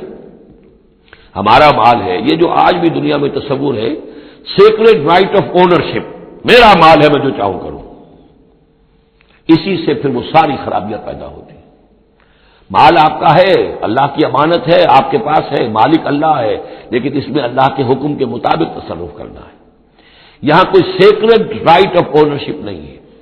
یو آر ٹرسٹیز، یہ امانت چند روزہ جس دماست، در حقیقت مالک ہے ہر شے خداست، یہ تو چند دن کی ایک امانت ہے جو ہمارے پاس جو ہے، ورنہ حقیقت میں تو مالک حقیقی ہر شے کا اللہ ہے۔ تو جب انسان مالک اپنے آپ کو سمجھتا ہے فی اموالنا، تو پھر ما نشاء، جو ہم چاہیں گے کریں گے، اور نفعل فی اموالنا ما نشاء، تو تم ہمیں روکنا چاہتے ہو اس چیز سے۔ تمہاری نماز اور دینداری جو ہے اس نے تمہیں یہی سکھایا ہے کہ ایک تو ہمارے معبودوں سے ہمیں برگشتہ کرو، اور دوسرے یہ کہ ہمیں یہ کہو یہ کرو یہ نہ کرو، ہمارے مال ہیں، ہم جیسے چاہیں گے اس کے اندر معاملہ کریں گے۔ انک لانت الحلیم الرشید، ہاں ایک ہی تم ہی تو رہ گئے ہو کہ جو بہت نیک ہو، باوقار ہو، باقی تم ہم پر تنقیدیں کر رہے ہو، ہمیں کہہ رہے ہو کہ ہم غلط کام کر رہے ہیں۔ قال یا قوم ارأیتم ان کنت علی بینۃ من ربی، انہوں نے وہی بات فرمائی میری قوم کے لوگوں، سوچو اگر میں پہلے سے بھی اپنے رب کی طرف سے بینہ پر تھا، میری فطرت صحیح تھی، میرا کردار صحیح تھا، میں تمہارے ہاں ایک نیک انسان کی حیثیت سے معروف تھا، جیسے حضور الصادق الامین کی حیثیت سے متعارف تھے، وَرَزَقَنِي مِنْهُ رِزْقًا حَسَنًا، اور اللہ تعالیٰ نے اور اپنے پاس سے مجھے اچھا رزق دیا ہے، وہی آئی ہے، نبوت مجھے مل گئی ہے، وَمَا أُرِيدُ أَنْ أُخَالِفَكُمْ إِلَىٰ مَا أَنْهَاكُمْ عَنْهُ، اور میں یہ ہرگز نہیں چاہتا کہ جس چیز سے تمہیں میں روک رہا ہوں، تمہیں اس سے روک کر میں خود وہی کام کرنے لگوں، ان اريد الا الاصلاح، میں نہیں چاہتا سوائے اصلاح کے، مستطاعت ہو، جتنا بھی میرے امکان میں ہو، وما توفیقی الا باللہ، اور میری توفیق تو ہے تو اللہ ہی کی طرف سے ہے، جو بھی میرے اندر ہمت ہے، جو بھی استقامت ہے، اور جو بھی مجھ سے کام بن رہا ہے وہ اللہ کی طرف سے ہے، علیہ توکل، تو میں نے اسی پر توکل کیا ہے، وإلیہ انیب، اور اسی کی طرف میرا رجوع کرنا ہے۔ وَيَا قَوْمِ لَا يَجْرِمَنَّكُمْ شِقَاقِي أَن يُصِيبَكُم مِّثْلُ مَا أَصَابَ قَوْمَ نُوحٍ أَوْ قَوْمَ هُودٍ أَوْ قَوْمَ صَالِحٍ وَمَا قَوْمُ لُوطٍ مِّنكُم بِبَعِيدٍ صدق اللہ العظیم۔ رب اشرح لي صدري ويسر لي أمري واحلل عقدة من لساني يفقهوا قولي۔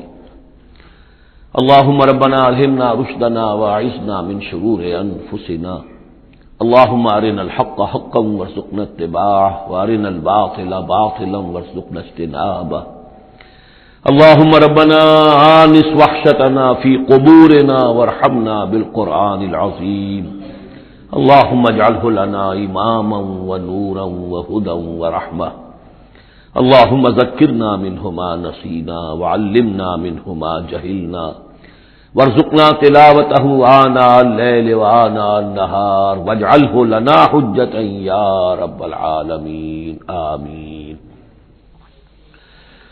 رمضان مبارک کا پہلا عشرہ مکمل ہو جانا آپ سب حضرات کو مبارک ہو۔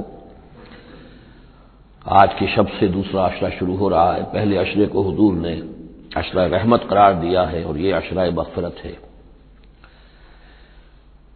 سورہ ہود کے 8ویں رکوع میں جو مضمون چل رہا تھا، حضرت شعیب علیہ السلام اور ان کی قوم کے مابین جو رد و قدح کی تفصیل بیان ہو رہی تھی، اس میں ایک اہم نقطہ آیا ہے، وَيَا قَوْمِ لَا يَجْرِمَنَّكُمْ شِقَاقِي، اور دیکھو اے میری قوم کے لوگوں، تمہیں میری دشمنی، میرا ذاتی بغض اس بات پر آمادہ نہ کر دے کہ تمہارا وہ انجام ہو جائے ان یصیبکم مثل ما اصاب قوم نوح، کہ تم پر بھی وہی عذاب آئے اللہ کا جیسا کہ آیا تھا قوم نوح پر، او قوم ہود، یا جو آیا تھا قوم ہود پر، او قوم صالح، یا جو آیا تھا قوم صالح پر، وما قوم لوط منکم ببعید، اور قوم لوط تو تم سے زیادہ دور بھی نہیں۔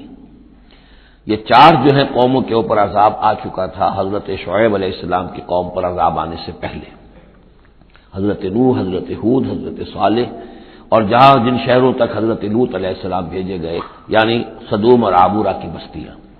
اور یہ جو بستیاں تھیں دونوں جن پر عذاب آیا ہے، بعید ہونے کا معاملہ ان کا دونوں اعتبار سے ہے، زمانی اعتبار سے بھی، مکانی اعتبار سے بھی۔ جغرافیے میں بھی ہم نے دیکھ لیا کہ خلیج عقبہ کے مشرقی ساحل کے ساتھ جو ہے علاقہ جو ہے یہ تھا کہ جو اصحاب مدین کا ہے، جن میں شعیب بھیجے گئے، ان سے ذرا ہٹ کر مشرق میں جو ہے بحیرہ بردار ہے، اور بحیرہ بردار کے ساحل کے اوپر یہ شہر آباد تھے۔ تو جغرافیائی اور زمینی اعتبار سے بھی فاصلہ نہیں ہے، زمانی اعتبار سے بھی زیادہ فصل نہیں ہے۔ اور اگرچہ بعض لوگوں کا خیال یہ ہے کہ حضرت موسیٰ علیہ السلام جب مدین گئے تھے، مصر سے اپنی جان بچا کر نکلے تھے، تو پھر وہاں جس شیخ کے پاس وہ رہے ہیں اور جس کی بیٹی سے پھر انہوں نے شادی کی ہے، اس کے بارے میں لوگوں نے یہ خیال ظاہر کیا کہ وہ حضرت شعیب تھے۔ مجھے اس سے سختی سے اختلاف ہے، اور مجھے ان لوگوں کی رائے سے اتفاق ہے جو سمجھتے ہیں کہ یہ ممکن ہی نہیں ہے۔ حضرت شعیب کی قوم کے اوپر جو عذاب آ چکا تھا، اس کے بعد جو لوگ بچے کھچے وہاں آباد تھے، ان میں کوئی نیک آدمی تھا کہ جس کے پاس حضرت موسیٰ علیہ السلام کا جانا ہوا ہے۔ لیکن یہ کہ بہرحال اتنا فصل کوئی ہزاروں برس کا نہیں ہے ان کے مابین، سینکڑوں برس کا بھی شاید نہ ہو، قریب کا ہے معاملہ، زمانی اعتبار سے بھی اور زمینی اعتبار سے بھی۔ اب جو نقطہ اس میں اہم ہے وہ یہ ہے کہ بسا اوقات کسی شخص کو کسی داعی حق سے ذاتی پرخاش ہوتی ہے، کوئی ذاتی بغض ہے، کوئی ذاتی دشمنی ہے، کسی سبب سے ہے، اس کے نفسیاتی اسباب ہو سکتے ہیں اور بہت سے اسباب ہو سکتے ہیں، اور صرف ایک ذاتی پرخاش کی وجہ سے وہ اس کی دعوت کو رد کرتا ہے، اس کی مخالفت پر کمر بستہ ہو جاتا ہے، اس کی دشمنی اختیار کرتا ہے، نتیجہ کیا ہے؟ اس کا کچھ نہیں بگاڑتا، اپنے آپ کو برباد کر لیتا ہے، اپنی تباہی کو دعوت دیتا ہے۔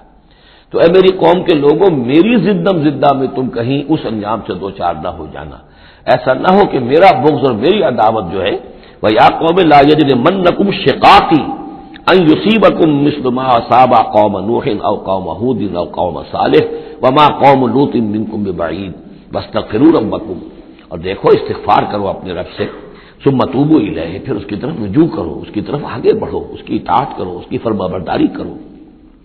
ان ربی رحیم ودود، یقیناً میرا رب رحیم بھی ہے، ودود بھی ہے، محبت فرمانے والا ہے۔ قالوا یا شعیب ما نفقہ کثیرا مما تقول، انہوں نے کہا کہ اے شعیب تم جو کچھ کہتے ہو اس کی اکثر بات تو ہماری سمجھ میں نہیں آتی، کیا کہہ رہے ہو تم؟ یعنی یہ کہ ذہنوں کے سانچے اتنے بگڑ گئے ہوتے ہیں کہ سیدھی بات ان میں فٹ بیٹھتی نہیں۔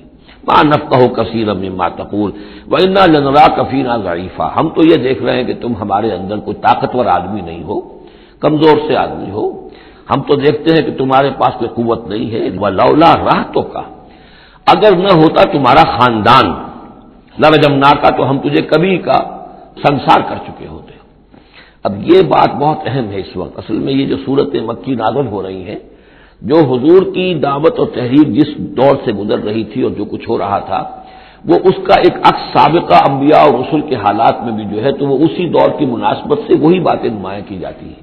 یعنی جو تکرار ہوئی ہے ان رسولوں کے حالات کی، وہ تکرار محض نہیں ہے، بلکہ ہر جگہ پر جس دور میں وہ صورت نازل ہو رہی ہے جن میں ان کا تذکرہ ہو رہا ہے، اس دور میں جو خاص مسائل ہیں کہ جو درپیش ہیں محمد الرسول اللہ صلی اللہ علیہ وسلم اور آپ کے صحابہ کو، تو ان کے مناسبت سے جو ہدایت ہے، دل جوئی ہے، مسلمانوں کے لیے رہنمائی ہے، وہ حصہ ان رسولوں کی تعلیمات اور تاریخ کا بیان کیا جاتا ہے۔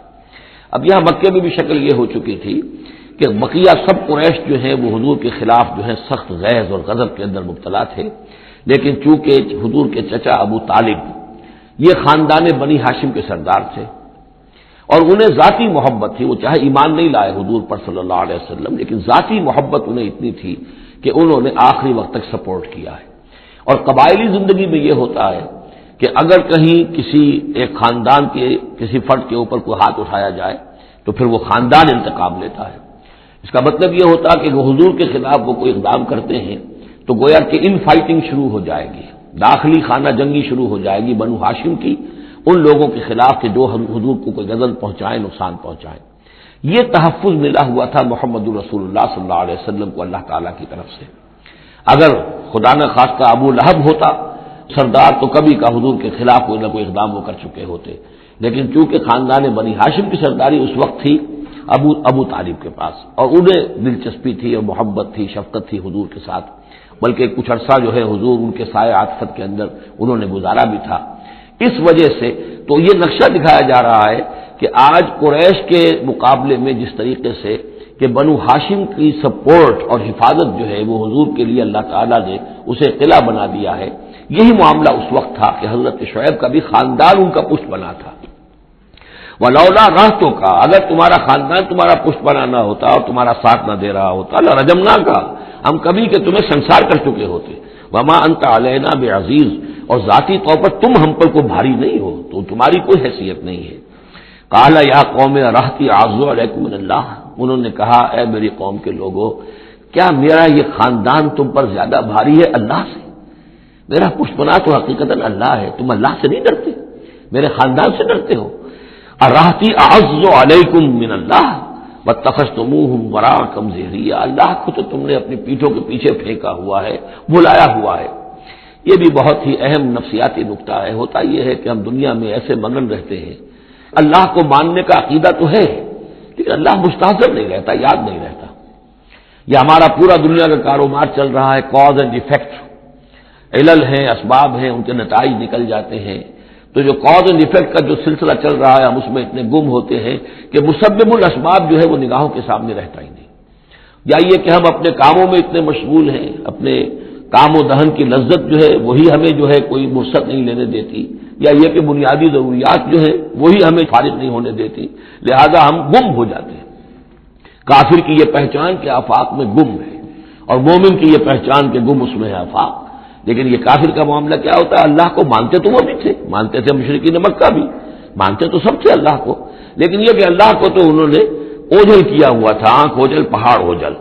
تم اللہ سے نہیں ڈرتے، میرے خاندان سے ڈرتے ہو۔ وَاتَّخَذْتُمُوهُ وَرَاءَكُمْ ظِهْرِيًّا، اللہ کو تو تم نے اپنی پیٹھوں کے پیچھے پھینکا ہوا ہے، یعنی اسے تو نسیہ منسیہ کیا ہوا ہے، اس کی طرف تمہارا ذہن ہی نہیں ہے۔ ان ربی بما تعملون محیط، جبکہ میرا رب جو کچھ کہ تم کر رہے ہو اس کا احاطہ کیے ہوئے، تمہارا گھیراؤ کیے ہوئے اللہ، تم اس کی گرفت سے نکل کر نہیں جا سکتے ہو۔ یا قوم اعملوا علی مکانتکم انی عامل، اور اے میری قوم کے لوگوں، کرو جو کچھ کر سکتے ہو اپنی جگہ پر، میرے خلاف جو کر سکتے ہو، جو ریشہ دوانیاں کر سکتے ہو، جو اقدام کر سکتے ہو۔ یہ چیلنجنگ انداز جو ہے ان آخری صورتوں میں آپ کو نظر آ رہا ہے، سورہ نام سے چلا آ رہا ہے، اس لیے کہ وہ کشاکش جو تھی حق و باطل کی وہ اس انتہا کو پہنچ چکی تھی کہ اب حضور صلی اللہ علیہ وسلم کی طبیعت کے اندر بھی وہ بیزاری پیدا ہو چکی تھی۔ اب جو کچھ تم کر سکتے ہو کر لو، انی عامل، اپنا سا جو میں کر سکتا ہوں میں کر رہا ہوں، جو کوشش مجھ سے بن آ رہی ہے میں کر رہا ہوں۔ سوف تعلمون، ان قریب تم جان لو گے، من یاتی ہے عذاب یخزیہ ہے، کون ہے وہ جس پر وہ عذاب آئے گا جو اسے رسوا کر دے گا، ومن ہوا کاذب، اور کون ہے وہ جو جھوٹا ہے، میں جھوٹا ہوں یا تم جھوٹے ہو۔ وارتقبوا انی معکم رقیب، تاکتے رہو، انتظار کرو، میں بھی تمہارے ساتھ اب تاک رہا ہوں، منتظر ہوں۔ ولما جاء امرنا، جب ہمارا حکم آ گیا، نجینا شعیبا، ہم نے نجات دے دی شعیب کو، والذین آمنوا معہ، اور ان کو کہ جو اس کے ساتھ ایمان لائے تھے، برحمت منا، اپنی جانب سے رحمت کے ذریعے، واخذت الذین ظلموا الصیحۃ، اور جو یہ ظالم تھے، گناہ گار تھے، مشرک تھے اور کافر تھے، انہیں آ پکڑا ایک بہت بڑی کڑک نے، فاصبحوا فی دیارہم جاثمین، تو وہ اپنے اپنے گھروں میں اور اپنے ولاز میں اور اپنی کوٹھیوں میں، اپنی حویلیوں میں اوندھے پڑے رہ گئے۔ کأن لم یغنوا فیہا، ایسے ہو گئے جیسے وہ کہیں آباد تھے ہی نہیں۔ الا بعدا لمدین، آگاہ ہو جاؤ، پھٹکار ہے مدین پر، کما بعدت ثمود، جیسے کہ ثمود پر پھٹکار ہوئی۔ وَلَقَدْ أَرْسَلْنَا مُوسَىٰ بِآيَاتِنَا، میں نے عرض کیا تھا کہ اس سورہ مبارکہ میں حضرت موسیٰ کا بس ذکر آئے گا تھوڑا سا جو آ رہا ہے اب، ورنہ یہ 6 رکوع ختم ہوئے انباء الرسل کے، ان میں سے 2 رکوع جو تھے وہ حضرت نوح علیہ السلام کے حالات پر مشتمل تھے، اور باقی سب کے لیے ایک ایک رکوع آیا ہے۔ وَلَقَدْ أَرْسَلْنَا مُوسَىٰ بِآيَاتِنَا وَسُلْطَانٍ مُّبِينٍ إِلَىٰ فِرْعَوْنَ وَمَلَئِهِ، اور ہم نے بھیجا موسیٰ کو اپنی آیات کے ساتھ اور واضح سند دے کر فرعون اور اس کے سرداروں کے پاس، فَاتَّبَعُوا أَمْرَ فِرْعَوْنَ، لیکن ان بدبختوں نے فرعون ہی کی پیروی کی، اسی کے حکم کو مانا، اسی کی بات پر چلے۔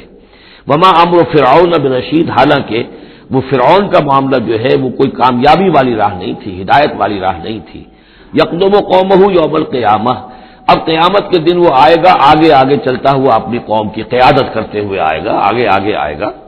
یوم القیامت، پیچھے پیچھے اس کی قوم آ رہی ہوگی، فَأَوْرَدَهُمُ النَّارَ، اور پھر وہ لا کر آگ کے گھاٹ پر انہیں اتار دے گا، جہنم تک پہنچا دے گا۔ وَبِئْسَ الْوِرْدُ الْمَوْرُودُ، اور وہ بہت ہی برا گھاٹ ہے جس پر اترا جائے۔ جیسے کوئی پانی پینے کے لیے جانور آتے ہیں، ان کا کوئی سردار جو ہے وہ آگے آگے آ رہا ہو، سب گھاٹ پر وہ اپنے پھر پورے قافلے کو لے آتا ہے، اسی طریقے سے یہ جہنم کے گھاٹ پر، اس آگ کے گھاٹ پر لا اتارے گا فرعون اپنی قوم کو۔ وَأُتْبِعُوا فِي هَٰذِهِ لَعْنَةٌ، اور اس دنیا میں بھی ان پر لعنت جو ہے ان کے پیچھے لگا دی گئی۔ وَيَوْمَ الْقِيَامَةِ، اور قیامت کے دن بھی، بِئْسَ الرِّفْدُ الْمَرْفُودُ، برا ہے وہ انعام جو ان کو ملنے والا ہے۔ ذَٰلِكَ مِنْ أَنبَاءِ الْقُرَىٰ، یہ ہیں ان بڑی بڑی بستیوں اور بڑے ملکوں کے اہم خبریں، نقصھا الیک، جو کہ ہم آپ کو سنا رہے ہیں، بیان کر رہے ہیں آپ پر۔ منہا قائم و حصید، ان میں سے ایسی بھی ہیں جو ابھی قائم ہیں، موجود ہیں، اور ایسی بھی ہیں کہ جو بالکل ختم ہو گئی، معدوم ہو گئی۔ حصید کا لفظ اصل میں آتا ہے کھیتی کے لیے، جبکہ فصل کاٹ دی جائے، فصل کٹ گئی ہو تو جو منظر نظر آتا ہے وہاں پر جو ویرانی ہوتی ہے۔ تو بعض مقامات تو ایسے ہیں جہاں یہ قومیں آباد تھیں تو اب ان کا نام و نشان تک نہیں رہا، جیسے کہ قوم عاد کہاں تھی، اب ان کا نام و نشان نہیں، اگرچہ ابھی حال ہی میں سیٹلائٹ کے ذریعے سے ان کا جو شہر ہے اور شداد کی جو جنت تھی اس کے آثار مل گئے، لیکن یہ کہ وہ زیر زمین ہے، سطح زمین کے اوپر ان کا کوئی نام و نشان نہیں۔ لیکن یہ کہ جیسے ثمود کے مسکن جو ہے وہ بھی موجود ہیں، منہا قائم و حصید۔ وَمَا ظَلَمْنَاهُمْ وَلَٰكِن ظَلَمُوا أَنفُسَهُمْ، اور ہم نے ان پر کوئی ظلم نہیں کیا، انہوں نے اپنی جانوں پر خود ظلم اٹھایا۔ فَمَا أَغْنَتْ عَنْهُمْ آلِهَتُهُمُ الَّتِي يَدْعُونَ مِن دُونِ اللَّهِ، تو کچھ کام نہ آ سکے اور کچھ بچا نہ سکے انہیں ان کے وہ آلہہ، وہ معبود کہ جنہیں وہ پکارا کرتے تھے اللہ کے سوا، من شیء، کچھ بھی۔ لما جاء امر ربک، جب تیرے رب کا حکم آ گیا، وما زادوہم غیر تتبیب، اور انہوں نے کچھ اضافہ نہیں کیا ان کے حق میں مگر تباہی اور بربادی کا۔ وَكَذَلِكَ أَخْذُ رَبِّكَ إِذَا أَخَذَ الْقُرَىٰ، اور ایسے ہی ہوتی ہے پکڑ آپ کے رب کی اے نبی جب وہ پکڑتا ہے بستیوں کو، وہی ظالمۃ جبکہ وہ ظالم ہوتی ہیں، گناہ گار ہوتی ہیں، ان میں گناہ کا اور معصیت کا عام چلن ہو جاتا ہے۔ ان اخذہ علیم شدید، یقیناً اس کی پکڑ جو ہے وہ بڑی دردناک بھی ہے، بڑی سخت ہے، جیسے کہ آخری پارے میں ان بطش ربک لشدید، ان فی ذلک لآیۃ لمن خاف عذاب الآخرہ، یقیناً اس میں نشانی ہے ان کے لیے کہ جو آخرت کے عذاب سے ڈرتے ہوں۔ وہ دن ہے کہ جس کے لیے لوگوں کو لامحالہ جمع کیا جائے گا، وذالک یوم مشہود، اور وہ دن ہے پیشی کا، سب کو پیش ہونا ہے۔ وما نؤخرہ الی اجل معدود، اور ہم اسے ایک وقت معین تک کے لیے مؤخر کیے ہوئے ہیں، ایک وقت معین ہے اس کا، معدود ہے، گنتی کی گئی ہے اس کی، یہ نہیں ہے کہ کبھی نہیں آئے گا، آئے گا وہ دن۔ یوم یاتی، جس دن جبکہ وہ دن آ جائے گا، لا تکلم نفس الا باذنہ، کوئی ذی نفس زبان نہیں کھول سکے گا مگر اللہ کے اذن سے۔ فمنہم شقی و سعید، تو انسانوں میں سے شقی بھی ہوں گے، بدبخت بھی ہوں گے، سعید بھی ہوں گے، نیک بخت ہوں گے۔ فاما الذین شقوا، تو وہ لوگ کہ جو بدبخت ہیں، ففی النار لہم فیہا زفیر و شہیق، وہ آگ میں ہوں گے جس میں ان کو وہاں چیخنا چلانا ہے، ڈھارنا ہے اپنے درد سے، کرب سے۔ خالدین فیہا، اس میں وہ ہمیشہ ہمیش رہیں گے، ما دامت السماوات والارض، جب تک کہ رہے آسمان اور زمین، الا ما شاء ربک، سوائے اس کے کہ جو چاہے تیرا رب۔ یہ ذرا مشکلات القرآن میں سے یہ مقام ہے، یہ واحد مقام ہے کہ جہاں خالدین فیہا ابدا یا خالدین فیہا، اس میں کچھ استثناءات بھی آئی ہیں کہ کب تک یہ رہے گا، جہنم کب تک رہے گی، ما دامت السماوات والارض، جب تک آسمان اور زمین رہے۔ اب اس سے مراد ابدیت بھی ہو سکتی ہے، اور اس میں کوئی اشارہ بھی ہو سکتا ہے کہ شاید کبھی کوئی وقت آئے کہ یہ جو آسمان اور زمین کی ایک تخلیق اللہ نے کی ہے، یہ ایک خاص اس کا نظام ہے، ایک وقت میں آ کر یہ نظام بدل جائے، پھر کوئی اور آسمان کوئی اور زمین تخلیق فرمائے۔ بہرحال اس وقت تک جب تک کہ یہ آسمان اور زمین باقی رہیں گے تو یہ جو جہنمی لوگ جو ہیں وہ جہنم میں رہیں گے۔ اس میں بھی ایک استثناء، الا ما شاء ربک، اللہ کا اختیار ہے، اگر کسی کو چاہے اس میں سے نکالنا تو اس کا اختیار مطلق ہے، جیسا کہ ہم نے عرض کیا، کئی دفعہ عرض کیا ہے کہ جیسے اہل سنت کے نزدیک اللہ تعالیٰ کے بارے میں ہم یہ نہیں کہہ سکتے کہ وہ اس پر عدل کرنا واجب ہے، لیکن یہ کہ وہ عدل کرے گا۔ اسی طریقے سے یہ بات کہ اللہ تعالیٰ کا اختیار مطلق ہے، وہ کسی کو چاہے تو نکال لے، لیکن ہم یہ جانتے ہیں کہ کفار کے لیے یہ جہنم جو ہے وہ ابدی ہے، اللہ نکالے گا نہیں، واللہ عالم۔ ان ربک فعال لما یرید، یقیناً آپ کا رب جو ہے جو ارادہ کر لے اس کو کر گزرنے والا ہے۔ واما الذین سعدوا، اور جو لوگ نیک بخت ثابت ہوں گے، ففی الجنت خالدین فیہا، اور وہ جنت میں رہیں گے ہمیشہ ہمیش، ما دامت السماوات والارض، جب تک رہے آسمان اور زمین، الا ما شاء ربک، سوائے اس کے کہ جو آپ کا رب چاہے، عطان غیر مجذوذ، اور یہ جو بخشش ہے یہ بے انتہا ہوگی، اس کا خاتمہ کبھی نہیں ہوگا۔ یہ اضافی لفظ جنت کے لیے آ رہا ہے کہ جو دوزخ کے لیے نہیں آیا۔ یہ جو ذرا ذرا سا باریک باریک فرق ہوتا ہے، پھر اس سے بڑے فلسفیانہ نکتے نکلتے ہیں، اس سے پھر محققین نے، علماء نے جو ہیں پھر بہت سے دلائل استدلال کیے ہیں۔ چنانچہ حافظ ابن تیمیہ رحمہ اللہ اور شیخ ابن عربی دونوں کی ایک رائے ہے جو اہل سنت کا جو عام اجماعی عقیدہ ہے اس سے مختلف ہے۔ اہل سنت کا اجماعی عقیدہ یہ ہے کہ جنت اور دوزخ دونوں ابدی ہیں، ہمیشہ ہمیشہ ہمیشہ ہمیشہ، کوئی اختتام نہیں ہے، نہ جنت کا نہ دوزخ کا۔ لیکن امام ابن تیمیہ رحمہ اللہ اور شیخ اکبر جو صوفیاء کے ہیں، شیخ ابن عربی، اگرچہ ان دونوں میں بڑی بود ہے بہت سی چیزوں کے اندر، اور امام ابن تیمیہ جو ہے وہ بہت ہی سخت تنقید کرتے ہیں اور سخت الفاظ استعمال کرتے ہیں شیخ ابن عربی کے لیے، محی الدین ابن عربی، لیکن یہ کہ اس معاملے میں ان دونوں کی رائے ایک ہے، اور وہ یہ ہے کہ جنت تو ابدی ہے، دوزخ ابدی نہیں ہے۔ ایک وقت آئے گا، چاہے وہ ارب سال کے بعد آئے، وہ ابد ہمارے اعتبار سے ابدی ہو، ہمارے اعتبار سے انفائنائٹی ہوگا، لیکن یہ کہ ایک وقت آئے گا کہ جہنم ختم ہو جائے گی، یہ ان کی رائے ہے، واللہ اعلم۔ فلا تک فی مریۃ مما یعبد ہؤلاء، تو تمہیں کوئی شک نہ رہے ان چیزوں کے بارے میں جن کو یہ لوگ پوج رہے ہیں۔ ما یعبدون الا کما یعبد آباؤہم، نہیں پوج رہے یہ مگر ایسے ہی جیسے کہ ان کے آباء و اجداد پوجتے رہے من قبل، اس سے پہلے۔ وَإِنَّا لَمُوَفُّوهُمْ نَصِيبَهُمْ غَيْرَ مَنقُوصٍ، اور ہم انہیں ان کا جو اجر اور ثواب اور ان کا بدلہ ہے، حق ہے، پورا پورا دے دیں گے بغیر کسی کمی کے۔ وَلَقَدْ آتَيْنَا مُوسَى الْكِتَابَ فَاخْتُلِفَ فِيهِ، اور موسیٰ کو ہم نے کتاب دی تھی پھر اس میں اختلافات پیدا کر دیے گئے۔ وَلَوْلَا كَلِمَةٌ سَبَقَتْ مِن رَّبِّكَ لَقُضِيَ بَيْنَهُمْ، اور اگر نہ ہو چکی ہوتی ایک بات تیرے رب کی پہلے ہی سے طے، یعنی ایک مدت اور جو ہے اللہ کی طرف سے معین ہے، تو ان کے مابین فیصلہ کر دیا جاتا ہے۔ وَإِنَّهُمْ لَفِي شَكٍّ مِّنْهُ مُرِيبٍ، اور اب تو حقیقت میں یہ لوگ جو ہے وہ تورات اس کتاب کے بارے میں کچھ شکوک و شبہات میں مبتلا ہو گئے۔ یہ بات جو ہے سورہ شورى میں کھل کر آئے گی کہ رسولوں کے کو جو کتابیں دی جاتی ہیں ان کے وارث بنتی ہے پھر ان کی امت، اور جب یہ اس امت کے اندر جب زوال آتا ہے، اضمحلال آتا ہے، بے عملی آتی ہے، تو اس بے عملی کے نتیجے میں پھر ایک نتیجہ یہ نکلتا ہے کہ پھر کتاب کے بارے میں بھی یقین پورا ان کے اندر نہیں رہتا کہ یہ واقعتاً اللہ کی کتاب ہے، بلکہ اس کے بارے میں بھی ان کے اندر شکوک و شبہات پیدا ہو جاتے ہیں۔ وَإِنَّ كُلًّا لَمَّا لَيُوَفِّيَنَّهُمْ رَبُّكَ أَعْمَالَهُمْ، اور لازماً یہ جتنے بھی لوگ ہیں ان سب کو اے نبی آپ کا پروردگار ان کے اعمال کا پورا پورا اجر دے گا، بدلہ دے گا۔ انہ بما یعملون خبیر، جو کچھ یہ کر رہے ہیں وہ اس سے باخبر ہے۔ فاستقم کما امرت ومن تاب معک، تو اے نبی آپ ڈٹے رہیے جیسا کہ آپ کو حکم ہوا ہے، اور جو لوگ بھی جنہوں نے توبہ کی ہے آپ کے ساتھ، یعنی توبہ کی ہے وہ شرک سے باز آئے ہیں، کفر کو چھوڑا ہے، ایمان لائے ہیں، پلٹ آئے ہیں آپ کے ساتھ، ولا تطغوا، اور اب آگے نہ بڑھیے، حد سے تجاوز نہ کیجیے۔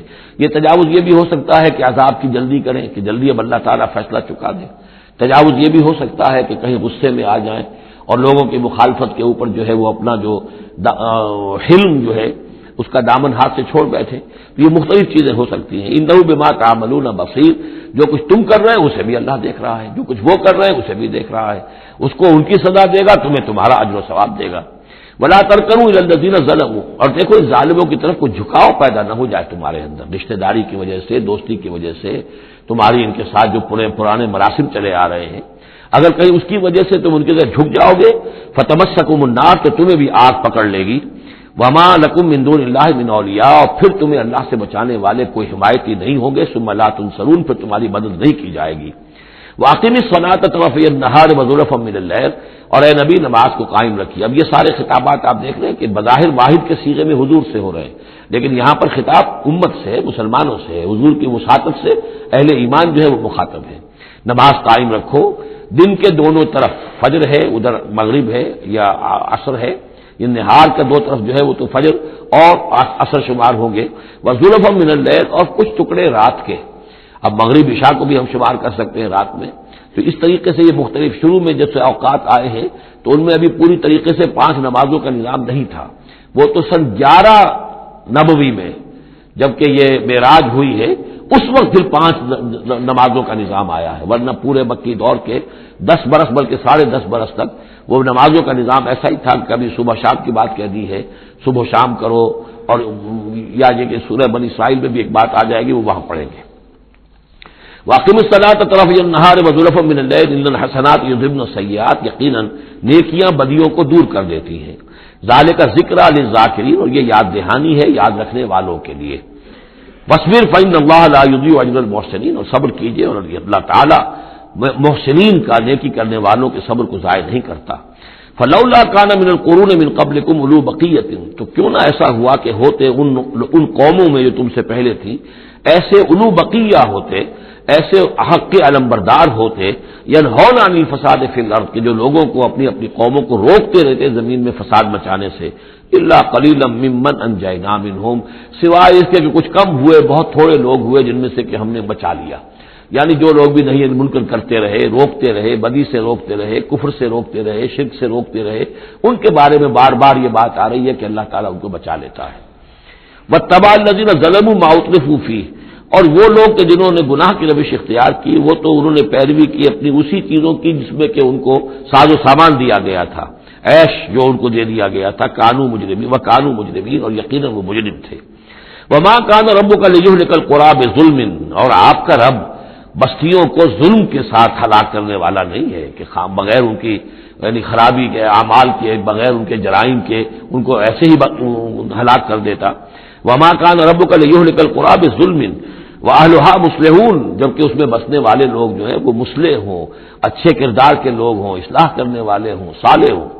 وَلَوْ شَاءَ رَبُّكَ لَجَعَلَ النَّاسَ أُمَّةً وَاحِدَةً، اور اگر اللہ چاہتا، آپ کا رب چاہتا تو تمام نوع انسانی کو ایک ہی امت بنا دیتا۔ وَلَا يَزَالُونَ مُخْتَلِفِينَ، لیکن نہیں، یہ اختلاف کرتے ہی رہیں گے، انسانوں میں اختلاف ہمیشہ باقی رہے گا، صرف فرق یہ ہے کہ اختلاف کو ایک حد تک رکھا جائے تفرقہ نہ ہو جائے. اختلاف ہے، ایک رائے میری، ایک رائے آپ کی ہے، ٹھیک ہے، آپ کی رائے، آپ کے پاس یہ دلائل ہے، آپ کا دل اس پر ٹھک گیا ہے، آپ اس پر عمل کیجیے. میرے پاس یہ دلیل ہے، میرا دل اس پر ٹھکتا ہے، میں اس حدیث کو زیادہ قوی سمجھتا ہوں، آپ نے اس کو زیادہ جو ہے مضبوط سمجھا ہے، کوئی حرج نہیں. میں بھی قرآن و سنت سے استدلال کر رہا ہوں، آپ بھی قرآن و سنت سے استدلال کر رہے ہیں. امام ابو حنیفہ نے بھی کیا ہے تو وہیں سے استدلال کیا ہے، امام شافعی نے بھی کیا. تو اختلاف ہے. تفرقہ نہ ہو کہ تم اور من دیگرم تو دیگری، میں اور ہوں تم اور ہو، یہ تفرقہ جو ہے وہ کفر ہے. لیکن اختلاف لا یزالون مختلفین، وہ تو یہ ہے کہ گلہائے رنگا رنگ سے ہے رونق چمن، اے ذوق جہاں کو ہے زیب اختلاف سے. اختلاف جو ہے مونوٹنی اگر دنیا میں ہو تو طبیعت انسان کی اگتا جائے. یہاں تو یہ کہ رنگا رنگی ہو، تنوع ہو، تو اس سے ہی انسان جو یہاں کی جو زیبائش ہے اور رونقیں ہیں.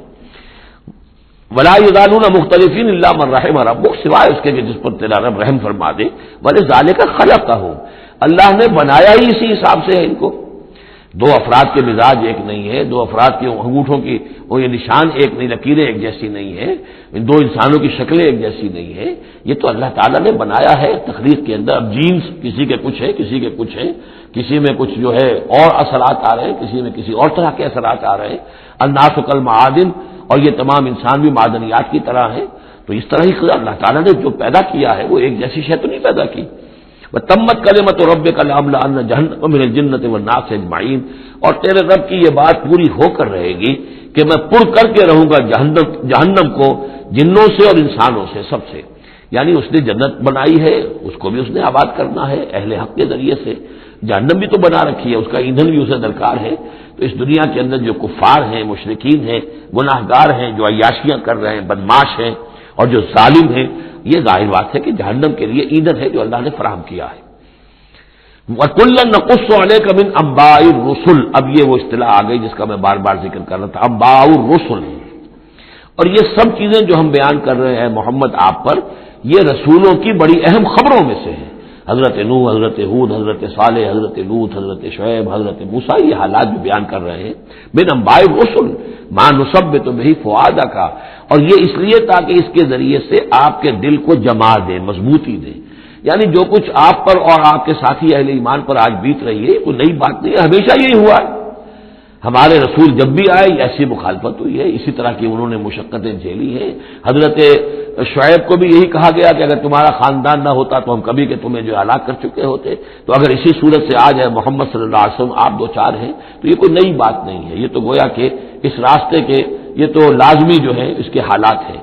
تو اس سے یہ کہ دل کو تثبیت ہوتی ہے کہ بالآخر کامیاب کون ہوا. آیا حضرت شعیب کی قوم کامیاب ہوئی یا حضرت شعیب کامیاب ہوئے؟ تو بالآخر کامیابی اے نبی آپ کی اور آپ کے ساتھیوں کی ہے. وَجَاءَكَ فِي هَٰذِهِ الْحَقُّ، اور اس قرآن میں یا اس سورہ مبارکہ میں آپ کے پاس حق آ گیا ہے.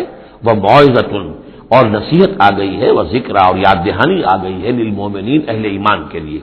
وَقُلْ لِلَّذِينَ لَا يُؤْمِنُونَ، اور کہہ دیجئے ان لوگوں سے جو ایمان نہیں رکھتے، اعملوا علی مکانتکم، کر لو اپنے مقام پر جو کچھ کر سکتے ہو. اب کوئی اختلاف، کوئی بھی اپنا دقیقہ فروگزاشت نہ رکھو میری مخالفت میں، میری جو بھی تم دشمنی میں کر سکتے کر گزرو. انا عاملون، ہم بھی اب کر رہے ہیں جو کچھ ہم کر سکتے ہیں. وانتظروا انا منتظرون، تم بھی انتظار کرو کہ اللہ تعالیٰ کیا فیصلہ سناتا ہے اور آخری بات کیا آتی ہے، اور ہم بھی منتظر ہیں. وَلِلَّهِ غَيْبُ السَّمَاوَاتِ وَالْأَرْضِ، اور اللہ ہی کے لیے ہے آسمانوں اور زمین کا تمام چھپی باتیں اور تمام چھپے خزانے. وَإِلَيْهِ يُرْجَعُ الْأَمْرُ كُلُّهُ، اور کل کا کل معاملہ بالآخر اسی کی جانب لوٹا دیا جائے گا. فَاعْبُدْهُ، بس اسی کی بندگی اور پرستش کیجیے. وَتَوَکَّلْ عَلَيْهِ، اور اسی پر توکل کیجیے، آپ کا اعتماد اور بھروسہ اسی کی ذات پر ہو. وَمَا رَبُّكَ بِغَافِلٍ عَمَّا تَعْمَلُونَ، اور یقیناً آپ کا رب غافل نہیں ہے اس سے کہ جو آپ کر رہے ہیں. یہاں اللہ کے فضل و کرم سے سورہ ہود مکمل ہوئی. جیسا کہ میں نے عرض کیا تھا کہ یہ جو سلسلہ شروع ہوا 14 سورتوں کا، پہلا جوڑا اس میں سے سورہ یونس، سورہ ہود علیہم الصلاۃ والسلام. البتہ جو تیسرا اس کے اندر سب گروپ، میں نے کہا تھا تین کے سب گروپ ہیں. یہ تیسری سورت جو ہے سورہ یوسف، یہ بالکل پورے قرآن میں منفرد ہے اپنے مزاج کی. اس کے ساتھ جزوی سی مشابہت آئے گی ایک سورت کی، میں بعد میں عرض کروں گا. اس وقت یہ ہے کہ اس کو نوٹ کیجئے کہ اب تک ہم نے پڑھا ہے جو در حقیقت انباء الرسل کا مضمون ہے، جو ضائع شد و مت کے ساتھ آیا ہے. حضرت ابراہیم کا تھوڑا سا ذکر سورہ انعام میں ہم نے پڑھ لیا، کچھ تھوڑا سا ذکر جو ہے وہ سورہ ہود کے اندر آ گیا ہے، لیکن یہ ہے کہ اصل جو آیا ہے انباء الرسل، ایام اللہ فذکرہم بایام اللہ۔ یہ قصص النبیین کے اعتبار سے یہ منفرد صورت ہے، پوری صورت ایک نبی کے حالات پر مشتمل، قرآن مجید میں اس کی کوئی اور مثال نہیں ہے۔ پھر یہ کہ اس میں وہ رنگ ہے ہی نہیں کہ حضرت یوسف علیہ السلام نے یہ دعویٰ کیا ہو کہ میں رسول ہوں، مجھے مانو، میری اطاعت کرو، اور وہاں کی جو قوم تھی اور بادشاہ جو تھا اس سے کوئی تعاون نہ کیا ہو، کچھ نہیں، وہ انداز ہی نہیں مانو گے تو عذاب آئے گا، کچھ نہیں۔ تو نبی میں اور رسول میں جو فرق ہوتا ہے وہ بھی آپ کنٹراسٹ اچھی طرح سمجھ لیجئے۔ حضرت یوسف نبی تھے، رسول نہیں تھے۔ رسول بنا کر جسے بھیج دیا جاتا تھا وہ تو پہلے کہتا تھا مجھے مانو، میری اطاعت کرو، اعبدوا اللہ واطیعون، اللہ کی بندگی کرو، میری اطاعت کرو، اللہ اللہ خیر صلی اللہ، اس کے بعد اگلی بات ہوگی۔ لیکن نبی کا معاملہ یہ نہیں ہوتا۔ نبی جیسے کہ مصلح ہوتے ہیں، نیک لوگ ہوتے ہیں، اولیاء اللہ ہوتے ہیں، خاص اللہ تعالیٰ کے برگزیدہ بندے ہوتے ہیں۔ اب ظاہر بات ہے کہ ایسے بھی ہوتے ہیں جیسے ہماری اس امت کے اندر حضور کے بعد کتنے ہیں اولیاء اللہ پیدا ہوئے ہیں، اونچی شخصیت ہے، کیونکہ وحی کا دروازہ بند ہو چکا ہے، نبی ان میں سے کوئی نہیں ہے۔ لیکن انبیاء بنی اسرائیل جو ہے وہ گویا کہ اولیاء اللہ ہی تھے زیادہ تر، لیکن ان پر وحی بھی آتی تھی، وہ تسلسل جو ہے وحی کا چل رہا تھا۔ لیکن رسول وہی تھے کہ جنہیں تعین کے ساتھ کسی قوم کی طرف بھیج دیا جائے۔ حضرت یوسف کے جو یہ واقعات یہاں آ رہے ہیں اس تفصیل کے ساتھ اور پوری صورت نازل ہوئی ہے، اس کا ایک سبب ہے۔ میں نے آپ سے عرض کیا تھا کہ یہ جو آخری دور تھا مکی، آپ کے قیام مکہ کے دور کا، زمانے کا، تو اس میں یہ کہ چیزیں پہنچ چکی تھی مدینے میں بھی خبریں، اور مدینے میں اہل کتاب کے یہود کے کان کھڑے ہو گئے تھے۔ اب انہیں تو امید تھی، منتظر تھے، نبوت تو آخری ظاہر ہونے والی ہے، لیکن سمجھتے تھے ہم میں سے ہوگا۔ یہاں بات بالکل جو ہے وہ تلپٹ ہو رہی ہے، لہذا وہ اب کچھ نہ کچھ شوشے چھوڑتے رہتے تھے اور انہیں کہتے تھے اپنے پیغامات کے ذریعے سے کہ اچھا تمہارے یہاں سنا کسی نے نبوت کا دعویٰ کیا ہے، اچھا تو اس سے یہ سوال پوچھو کہ یہ ابراہیم تو آباد تھے فلسطین میں، یہ جو یہودی بنی اسرائیل ہے یہ مصر میں کیسے پہنچ گئے، جو وہاں سے پھر حضرت موسیٰ ان کو نکال کر لے کر آئے، لیکن کیسے پہنچے، پہنچنے کا سبب کیا تھا، کیا ماجرا تھا؟ یہ اب تاریخ کا ایک سوال تھا جو انہوں نے کر دیا۔ اس کے جواب میں اللہ تعالیٰ نے یہ صورت نازل فرما دی اور اس قدر خوبصورت انداز میں نازل کی ہے۔ اور میں آپ کو ایک اور بات بھی بتا دوں کہ میرا قرآن مجید کے ساتھ جو معنوی تعارف ہوا ہے پہلی مرتبہ صحیح معنی میں، وہ اسی سورہ یوسف کے حوالے سے ہے، اور سورہ یوسف کی تفہیم القرآن مولانا مودودی کی۔ 1947 میں میں میٹرک کا امتحان دے چکا تھا، ہمارا رزلٹ بھی آ چکا تھا، لیکن یہ کہ اس کے بعد وہ فسادات کیا قتل عام شروع ہوا مسلمانوں کا مشرقی پنجاب میں حصار میں تھا، تو حصار اس شہر کا نام تھا، لیکن ہم اس میں محصور بھی ہو گئے۔ تقریباً 1.5 مہینہ ہم نے مورچے بنا لیے اور اپنی حفاظت کرتے رہے۔ اس دوران میں ظاہر بات ہے کرنے کا کوئی اور کام تھا نہیں، وہ تو جو بھی مورچوں پر جن کی ڈیوٹی ہے وہ مورچوں پر کھڑے ہیں، باقی کوئی کام نہیں۔ تو میں اور میرے بڑے بھائی اس زمانے میں پھر ایک مسجد کے اندر بیٹھ کر، جو چونکہ انہوں نے بھی، وہ مجھ سے تو ویسے 6 سال بڑے ہیں، انہوں نے بھی جب میٹرک کیا تھا تو عربی پڑھی تھی، اور میں نے تازہ میٹرک کیا تھا، اور میرے پاس بھی عربی کا مضمون تھا، تو پھر یہ ہم پڑھتے تھے، اور ترجمان القرآن جو مولانا مودودی کا رسالہ تھا اس میں ان دنوں تفہیم القرآن میں یہ سورہ یوسف کی تفسیر شائع ہو رہی تھی، تو ان دنوں ہم مسجد میں بیٹھ کر یہ سورہ یوسف تفہیم القرآن سے، پھر چونکہ مجھے کچھ عربی آتی تھی اور تازہ تھی، اچھی تھی، تو اس میں یہ کہ ہماری گفتگو بھی ہوتی تھی، مذاکرہ کرتے تھے۔ تو اس طریقے سے جو پہلا بیڑا، اس سے پہلے بھی بہرحال یہ کہ قرآن ہے، اللہ کا کلام ہے، اللہ کی کتاب ہے، ہمارا اس پر ایمان ہے، کچھ اس کو سمجھنا، کچھ پڑھنا، یہ تو تھا، لیکن جو ایک معنوی ایک ربط قائم ہوا، ذہنی رشتہ، ایک قلبی رشتہ، وہ در حقیقت سورہ یوسف اور سورہ یوسف کی بھی وہ تشریح و تعبیر کے جو مولانا مودودی نے تفہیم القرآن میں کی۔ بارک اللہ لی و لکم فی القرآن العظیم و نفعنی و ایاکم بالآیات والذکر الحکیم۔